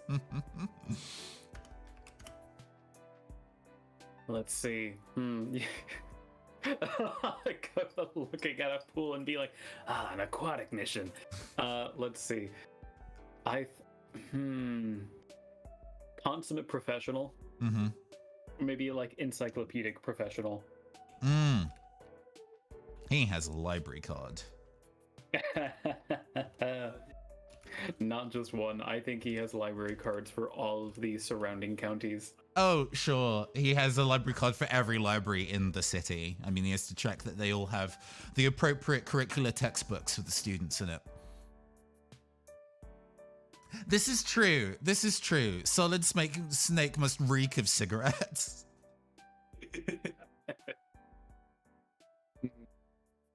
Unless he's only a situational smoker when he needs to, like, reveal the lasers. I don't know if you ever see him smoke in a cutscene. It also says servers and active directory domain. I don't know either. I don't remember that. I guess it's just there for the Oh no, I think he does in Metal Gear Solid 2 once. Okay. There's like a specific type of video game. I don't know whether the word is simulationist. It's like BioShock in that, where, you know, the physics and the way that your abilities can interact with the environment is... Yes. I think the term I've been seeing for those are ImSims, or immersive Thank you. simulations. It feels like the ability to smoke cigarettes during Metal Gear Solid is entirely an immersive simulator kind of like thing. Oh, yeah. It does actually have practical usage, but it is very much the Metal Gear Solid games are very interesting in how much wacky stuff like that is in there.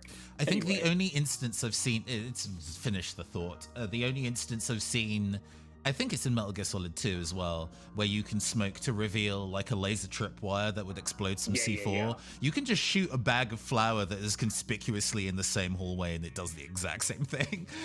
Oh yeah, but in later areas, they bring the lasers back, and but not the flour is not there. Oh no. Fair enough.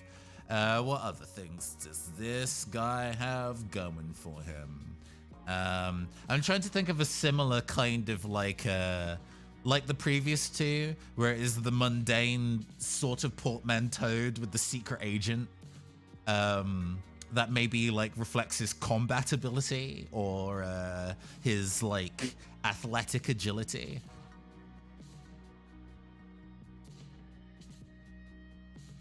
I'm thinking close quarters something, and the real power move here would be making it something that reflects both like just like close quarters competency or something. So you can get the CQC, but also for the idea of like, for some people, when they are inches away from him, it's going to be like, hello. Is it like a close quarters coffee break? Or close quarters. What about close combat? 120 base power move that lowers his defense and special defense by one stage.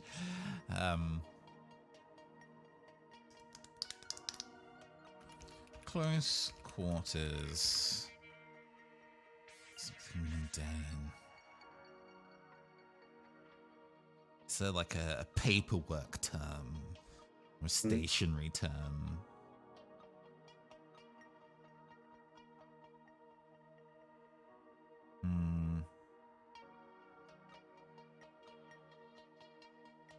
Close quarters classmate.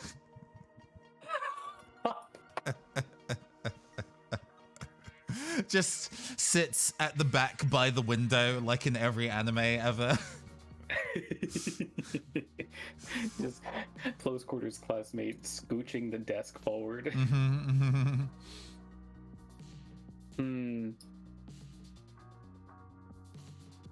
Okay. Part of me is kind of tempted to suggest replacing encyclopedic professional with mind like a steel locker. it fulfills the same. I think it fulfills the same archetype of information we're trying to carry here. So.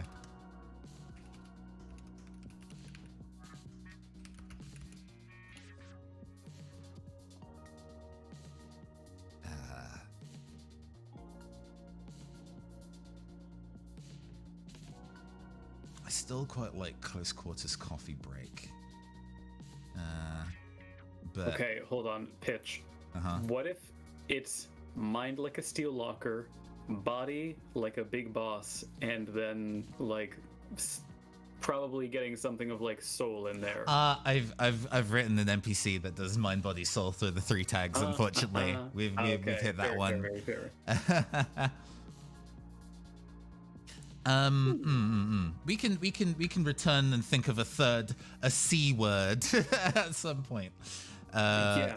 Not that C word. That wouldn't work. But hey, we don't know what he's serving.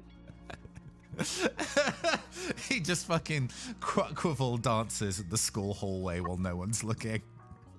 You want it? I got it. Here comes the hurricane, bitch. Here comes the hurricane, bitch. Oh god. Yeah. What is this? I mean, he's so. I really wanna have his because he's clearly like a bit spacey. If he's so trying to layer the secret agentness upon his main mundane job, he feels like he would be, in every Phoenix Wright game, there is a track that they play for like the kind of unusual kooky characters, and he would get that. Oh yeah. So I want his negative trait to be like still in a dream. Oh, that's good. That's very good.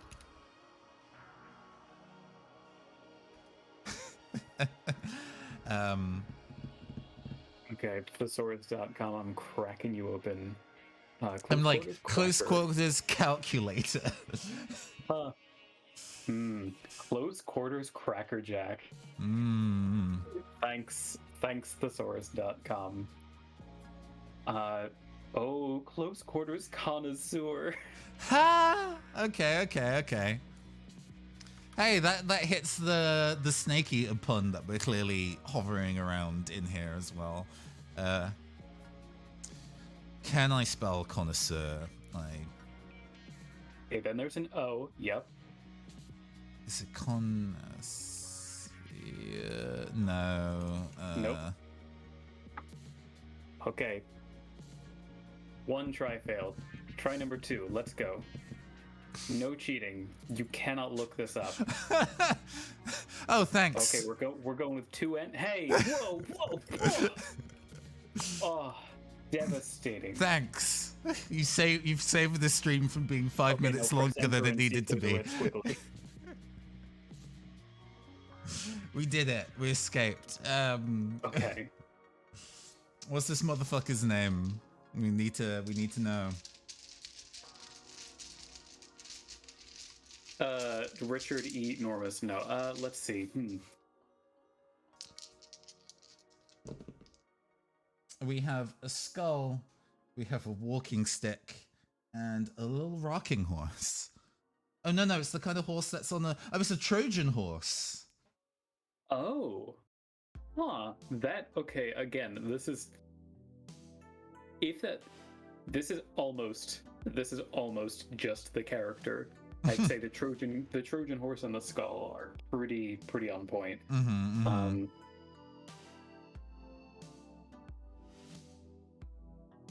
Because I think he has a very mundane first name. Like, he's like a Gregory or a Wallace or a Reginald. We have a Reginald already. You're kidding me. We have Reginald the Archivist. You're right, man. He's a Grant, maybe. No, do we have a Grant? I think we might have a Grant. We have a Gareth. What about naming this character Nathan Blades? Have we used that name before? Humphrey. No, that name's too cool. Humphrey. I can't help but think of Humphrey Bogart. Okay. How? Ooh. An H name feels pretty good. Harry or Harold is unfortunately a little too well trodden. I'm kind of going back to Wallace and enjoying the idea of other people calling him the Wall. Okay, Wallace.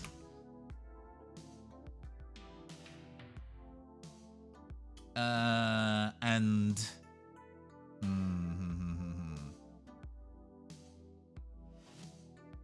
so the walking stick and the Trojan horse are both made of wood. So I'm thinking maybe a wood or a tree surname. Is he a Wallace? Mahogany is a little too grand. Wallace Willow, there's no way. Wallace Willow is a nice alliterative name. It's a very superhero name. It is very superhero, yeah. Wallace Willow, I like that. Hell yeah. Okay. Nice, we got it. Wallace Oak. I was thinking like Gary Oak, of course. Yeah, I was also thinking of Professor Oak. Samuel Oak, who has in the anime a brother who is Samson Oak, I think, who is like Alolan Professor Oak specifically. I genuinely I've not watched the Pokemon anime in such a long time, but apparently the more recent seasons are really, really good. Like in terms of animation style and that kind of thing. It's been apparently very solid, but never watched any of them. Ash is now finally world champ though, so congrats to him. Let's see. I think I can probably stick around for one more. And yeah, we've been going for 2 hours, so we can probably stick for one more, and then we can call it one. Okay. Let's do one of the ones where we already have a tag going. Only took you 20 years. Good thing Ash doesn't age. Yeah. Do we want to go with a gardener character or a space garbage man? Let's go for the gardener. Okay. Sorona, for those who do not know, is also a VTuber. They are like a druid leech person, which is pretty unusual as like animal people who are VTubers go. Leech is definitely a new one.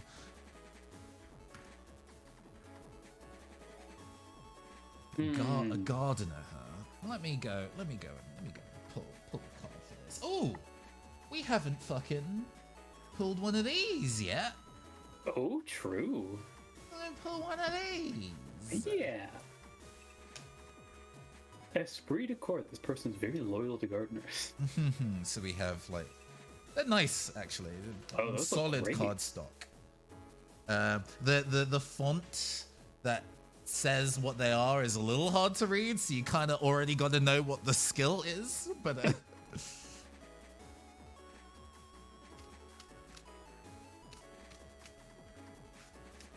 right, let's get this. Oh no. Because the cards are have you it's funny being kind of like, oh, we're gonna make really like non-standard size or shaped cards, and they're like, have you considered people having to shuffle these? And how easy or hard that is. There is like an official oh god, what is like there's like a Dark Souls, Metroid, Hollow Knight.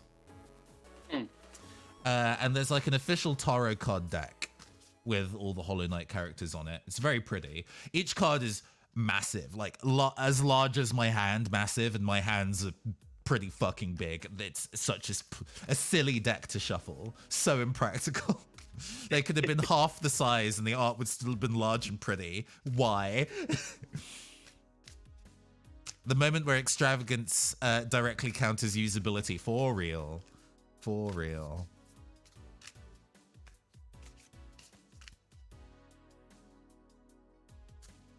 Okay, let's go pull 2 of these. We have we have endurance, Hmm. and we also have empathy. Interesting. Endurance and empathy in a Interesting gardener. combo. Okay, so with the idea, you said Sorona has a leech character? A leech druid. Leech druid. I read something. Oh, okay, definitely not going to use that. I read something recently about like blood meal. I think the idea of like being able to use. Yes. Blood meal. Very useful gardening product, widely available at major garden centers and home improvement stores. Most gardeners use as fertilizer. There's bone meal as well. It is blood that is a byproduct of slaughtering at meat packing plants. Most often cow blood, dried into a powder, and then packaged for sale as blood meal. Yeah, I'm wondering. There's something about because plants actually grow really, really well above bodies. And it has been a way that bodies have been discovered before because there is an unnatural shape of wildflowers growing in a very specific way, and you're like, those flowers are doing very well for a reason. So this is clear. We're clearly leaning towards like a spooky gardener here.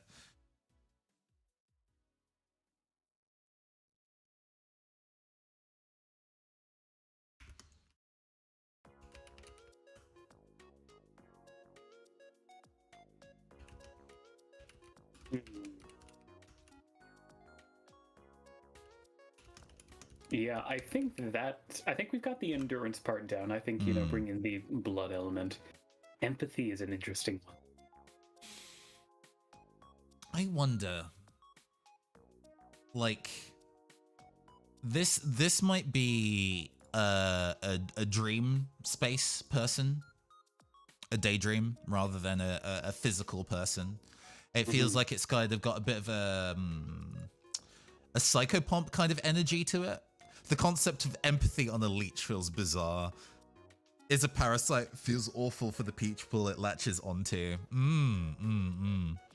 Yeah, no, the idea of it being kind of like the process of it growing plants from a body is some kind of ritualistic laying to rest as far as it's concerned. Yeah, I was also wondering about like using empathy to find people.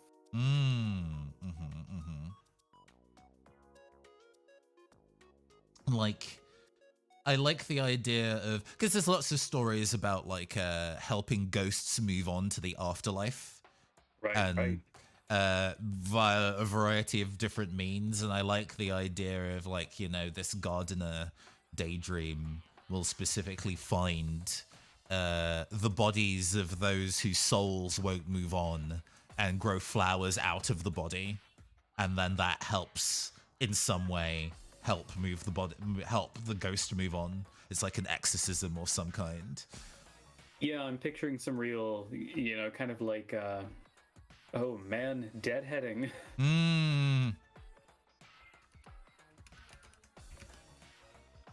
Trimming the celestial bonsai.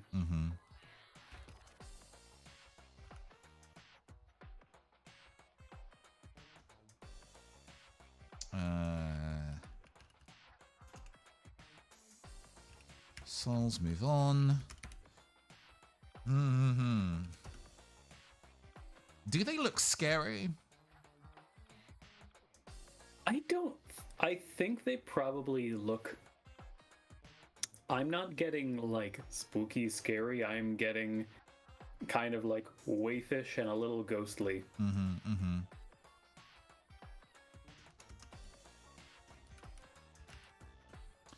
They have, they definitely have the kind of like forest green cloak that you see billowing in the strong wind out on the moors kind of energy. Sorona specifically is, I think, the Welsh word meaning druid. So Yeah, the idea that they're out on some highlands somewhere is definitely, that feels like that kind of archetype. Yeah, yeah, yeah.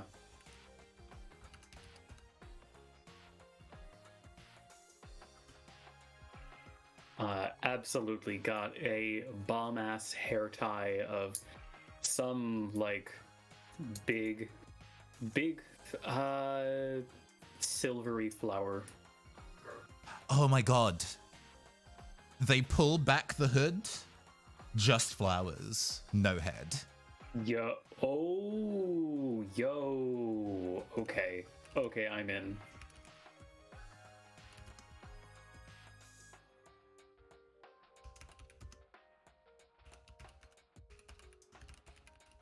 Yes. Yes,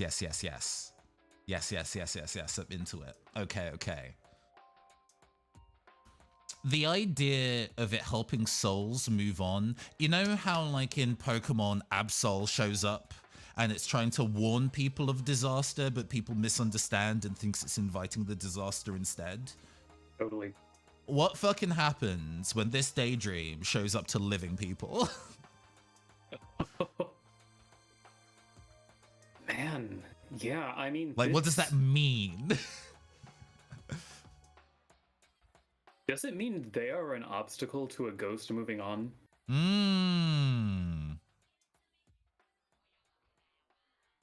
Or maybe they're instrumental in a ghost moving on.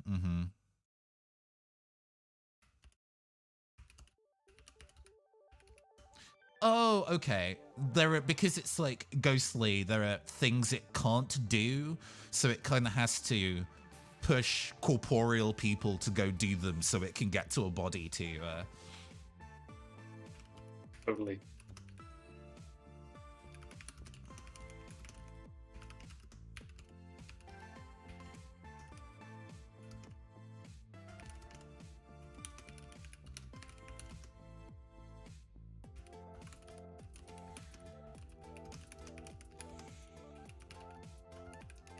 Okay, got it.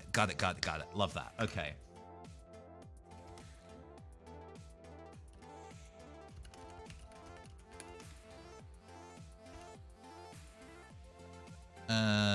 From the hills of North Wales.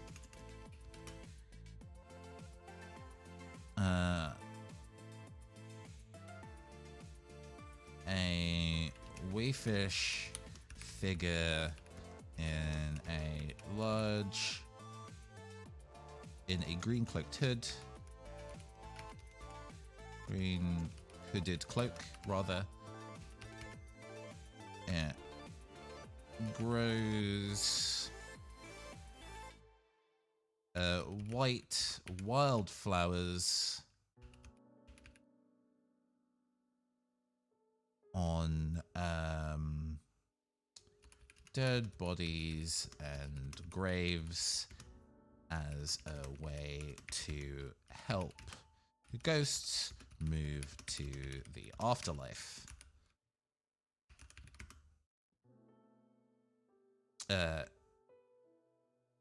Few have seen the... Oh my god. The bloom of crystalline with 2 L's. It might just be 1. Crystalline is 2 L's. Fuck me, I guess. Flowers that reside underneath the hood. There's limited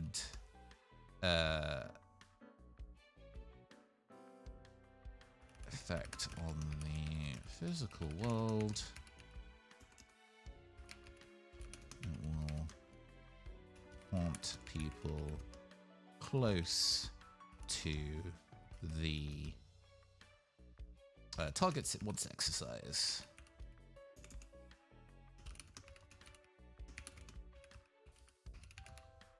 I kind of picture there's a really nice cutscene in Final Fantasy X. I say nice, where a seaside town gets destroyed by a tidal wave, and most of the people in the town die. And in this particular setting, if dead bodies don't get proper funeral rites, they then change into monsters, which is like passively told to you but not explored until you hit that point. And then Yuna, the white mage like summoner character in that kind of lineup, has this really, really well animated cutscene where she like walks on the surface of the water of the ocean and does like this huge kind of ceremonial dance as all of the souls of the bodies that have now been pulled under the sea turn into glowing orbs of light and float away. Genuinely beautiful. Really, really good. Final Fantasy could be good sometimes. All right, all right. What do we want to name this spiritual gardener? I feel like just a flower name like Queen Anne's lace, you know, something white. I don't know if I'd want to go with Queen Anne. Actually, just Queen Anne is interesting. Well, I'm not familiar with Queen Anne's lace as a flower. Oh, really? I wonder if it's an American thing. Yeah, it's a wild carrot.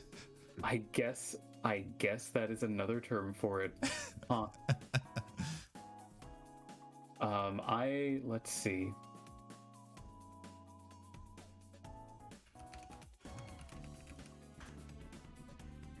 I mean, lilies are pretty obvious. We're not going for that. Yeah, we'll name this character Mystic Lily. It would definitely be an appropriate NPC in Mystic Lilies. We go to the best page on Wikipedia, list of plants with symbolism. Always a good choice. That is very fun and incredibly undercited. Marigold is symbolic of pain and grief. Amaryllis. Amaryllis' love, beauty, and determination can also represent hope and achievement.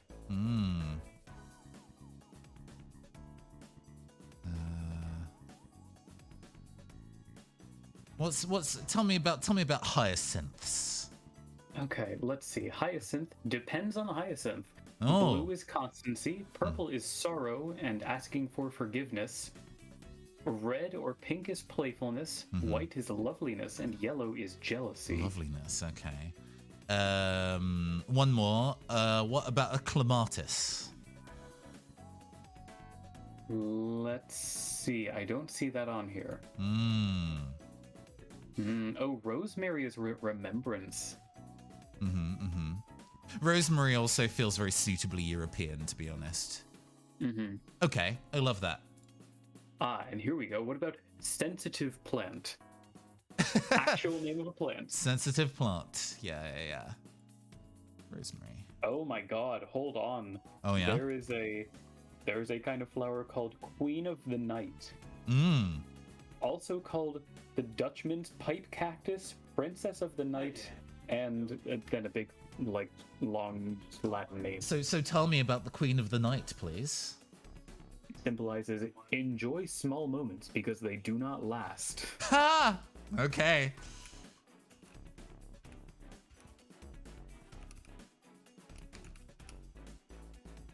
Ominous. Love it. In fact, we're gonna have would the tag "nothing lasts" be a positive or a negative tag for this character? Oh, I mean, this is one of those things where you could have it for both, and it just changes what it does. I think.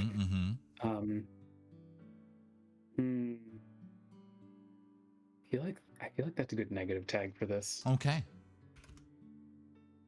Though may shift that and want it to be. Depending on what answers we can think of otherwise. Oh, hello.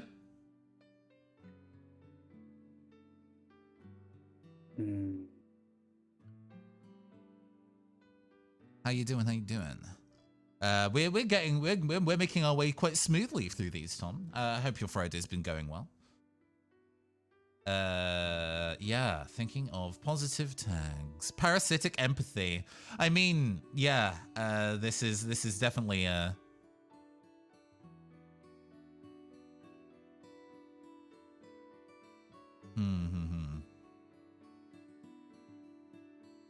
Oh, an NTG event thing. Oh yeah, because you're a big fan of the current Magic set, so I'm not surprised you're going to additional kind of like drafts and releases for it. Hope you did well.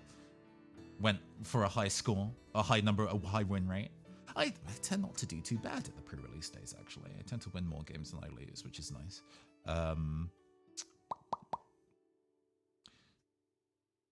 Let's see. Tags.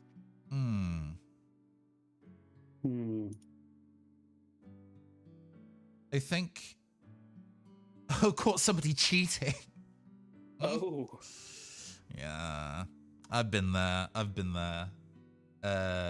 When we were playing, there was a cyberpunk themed Magic set called Kamigawa Neon Dynasty. It has a bunch of ninja in it, and all the ninjas have a specific rule that you can attack with something else, and then they put that back into your hand and put the ninja down instead, like they've ninjutsu'd their way into the fight.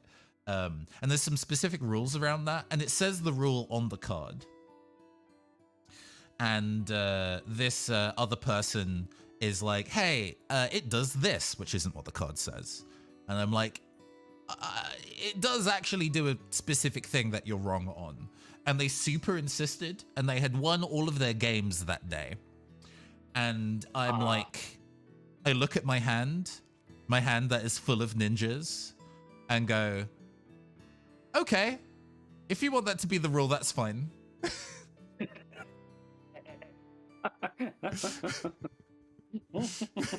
I mean, I could guarantee you I have more ninjas in my deck than you do, but if that's really how you want to go and do that, then sure, cool. This guy slipped a card onto his knee and was waiting for the opportunity to get back into his hand. I was like proper like poker cheating. Yo, fuck that guy. Oh, nice. What was the punishment? I'm interested to know what the punishment of cheating at your local game store was. Was there like stakes? Was it for like good prizes? A casual game. They cheated to the casual. Bruv. Seriously? What are you doing? Leave. What are you doing? If you need to cheat at a casual game. God, I was having a conversation with somebody. I am still thinking about this, by the way. I'm just talking and thinking at the same time. Having a conversation the other day because the current Tumblr TTRPG discourse is about, oh, is fudging dice in games okay? And you know, the conversation around discourse is still going. It was at the time. Hopefully, mercifully not. And it just made me think about the times where I have fudged dice before.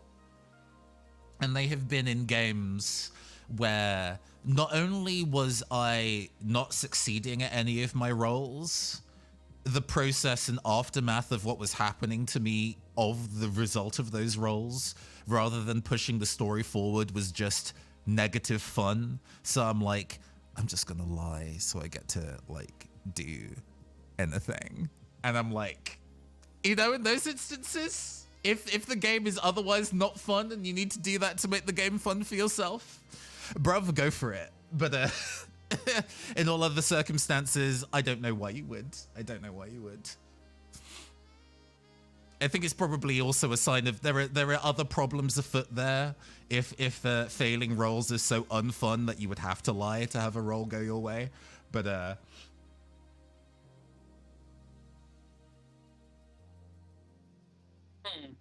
yeah, I don't know.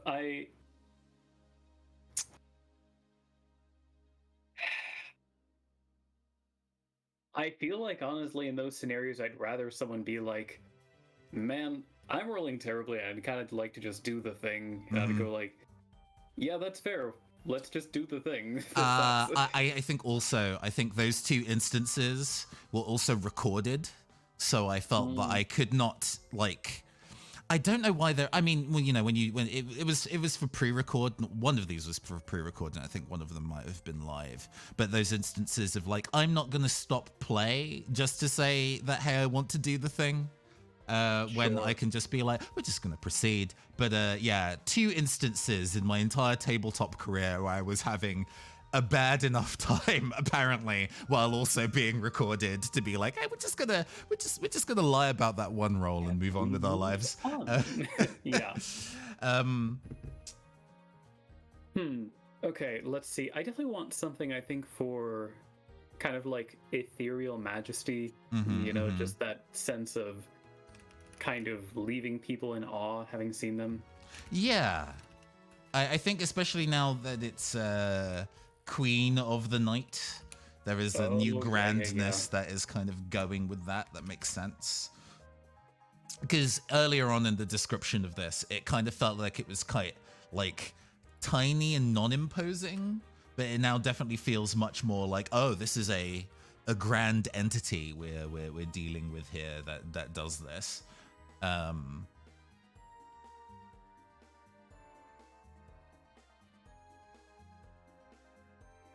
A bloom for the beyond. To signify the specific growth power that can exercise ghosts. Yes.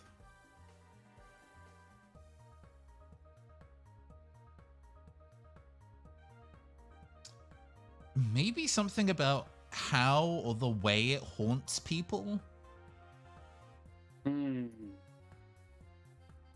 Oh, here's a phrase no one's ever used before. What about it follows? Let's see.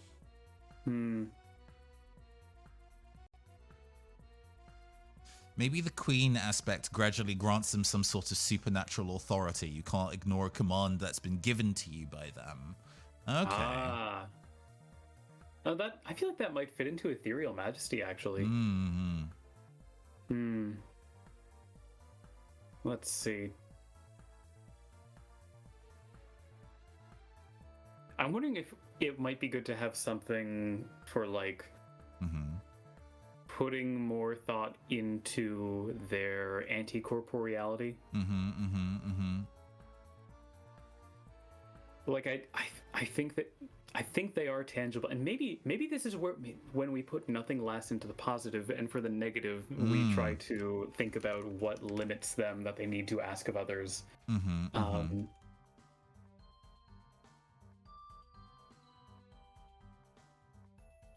It is a queendom of one. Like, oh, interesting. This is a queen, but they really only have rulership or authority over a single entity at one time. Either the person that they're haunting to get stuff done, or the ghost that they're trying to send beyond. I don't think this is I like the idea that this is a queen, but there are no subjects. There might be a domain, but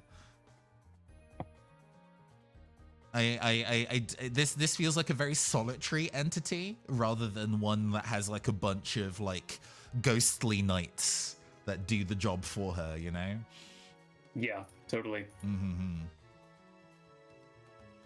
Okay, sick. We did. How many did we do? So how'd we do? 1, 2, 3, 4, 5 characters. Baller. Very good. Nice. 5 characters and it's 5 p.m. Yeah. No, it's this worked out really well. I really enjoy doing streams like this. At the rate that we go, if I did them all live, it would probably take me quite a while.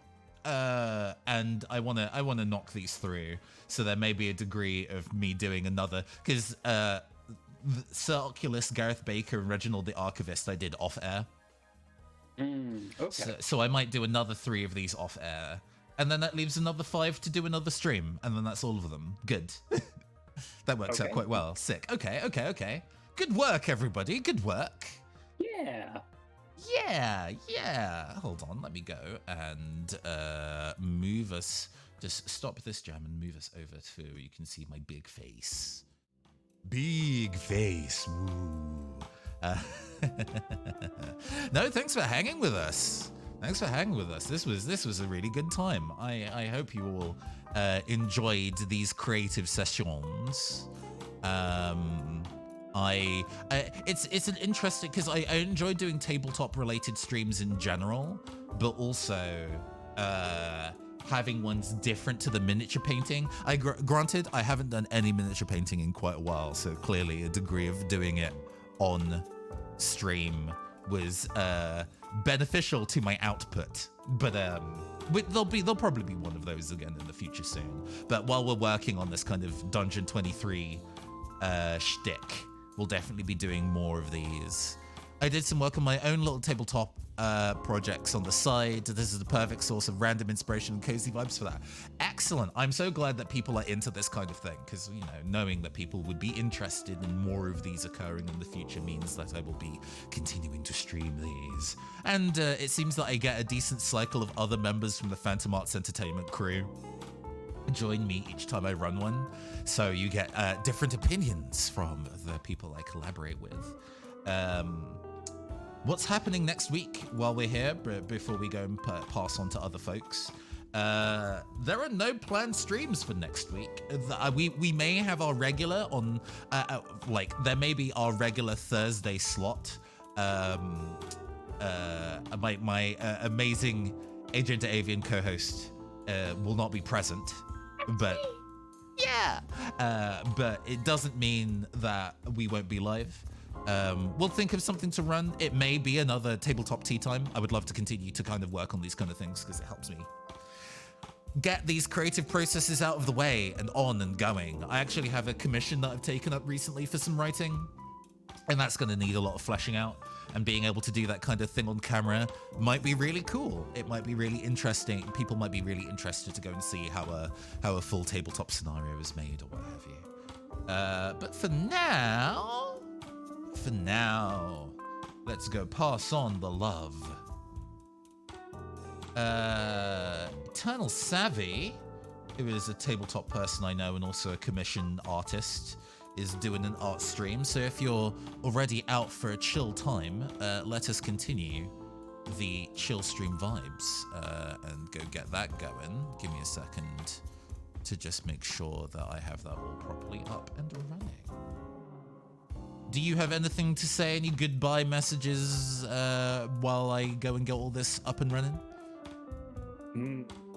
So long, and thanks for all the fish. Yeah, no, these had some great ideas coming. I think this is a really, really nice way to synergize everything. If I wasn't so dang hungry right now, I'd probably have more to share. Nah, but it's all good. big kisses, big hugs, and one tiny kiss on your head.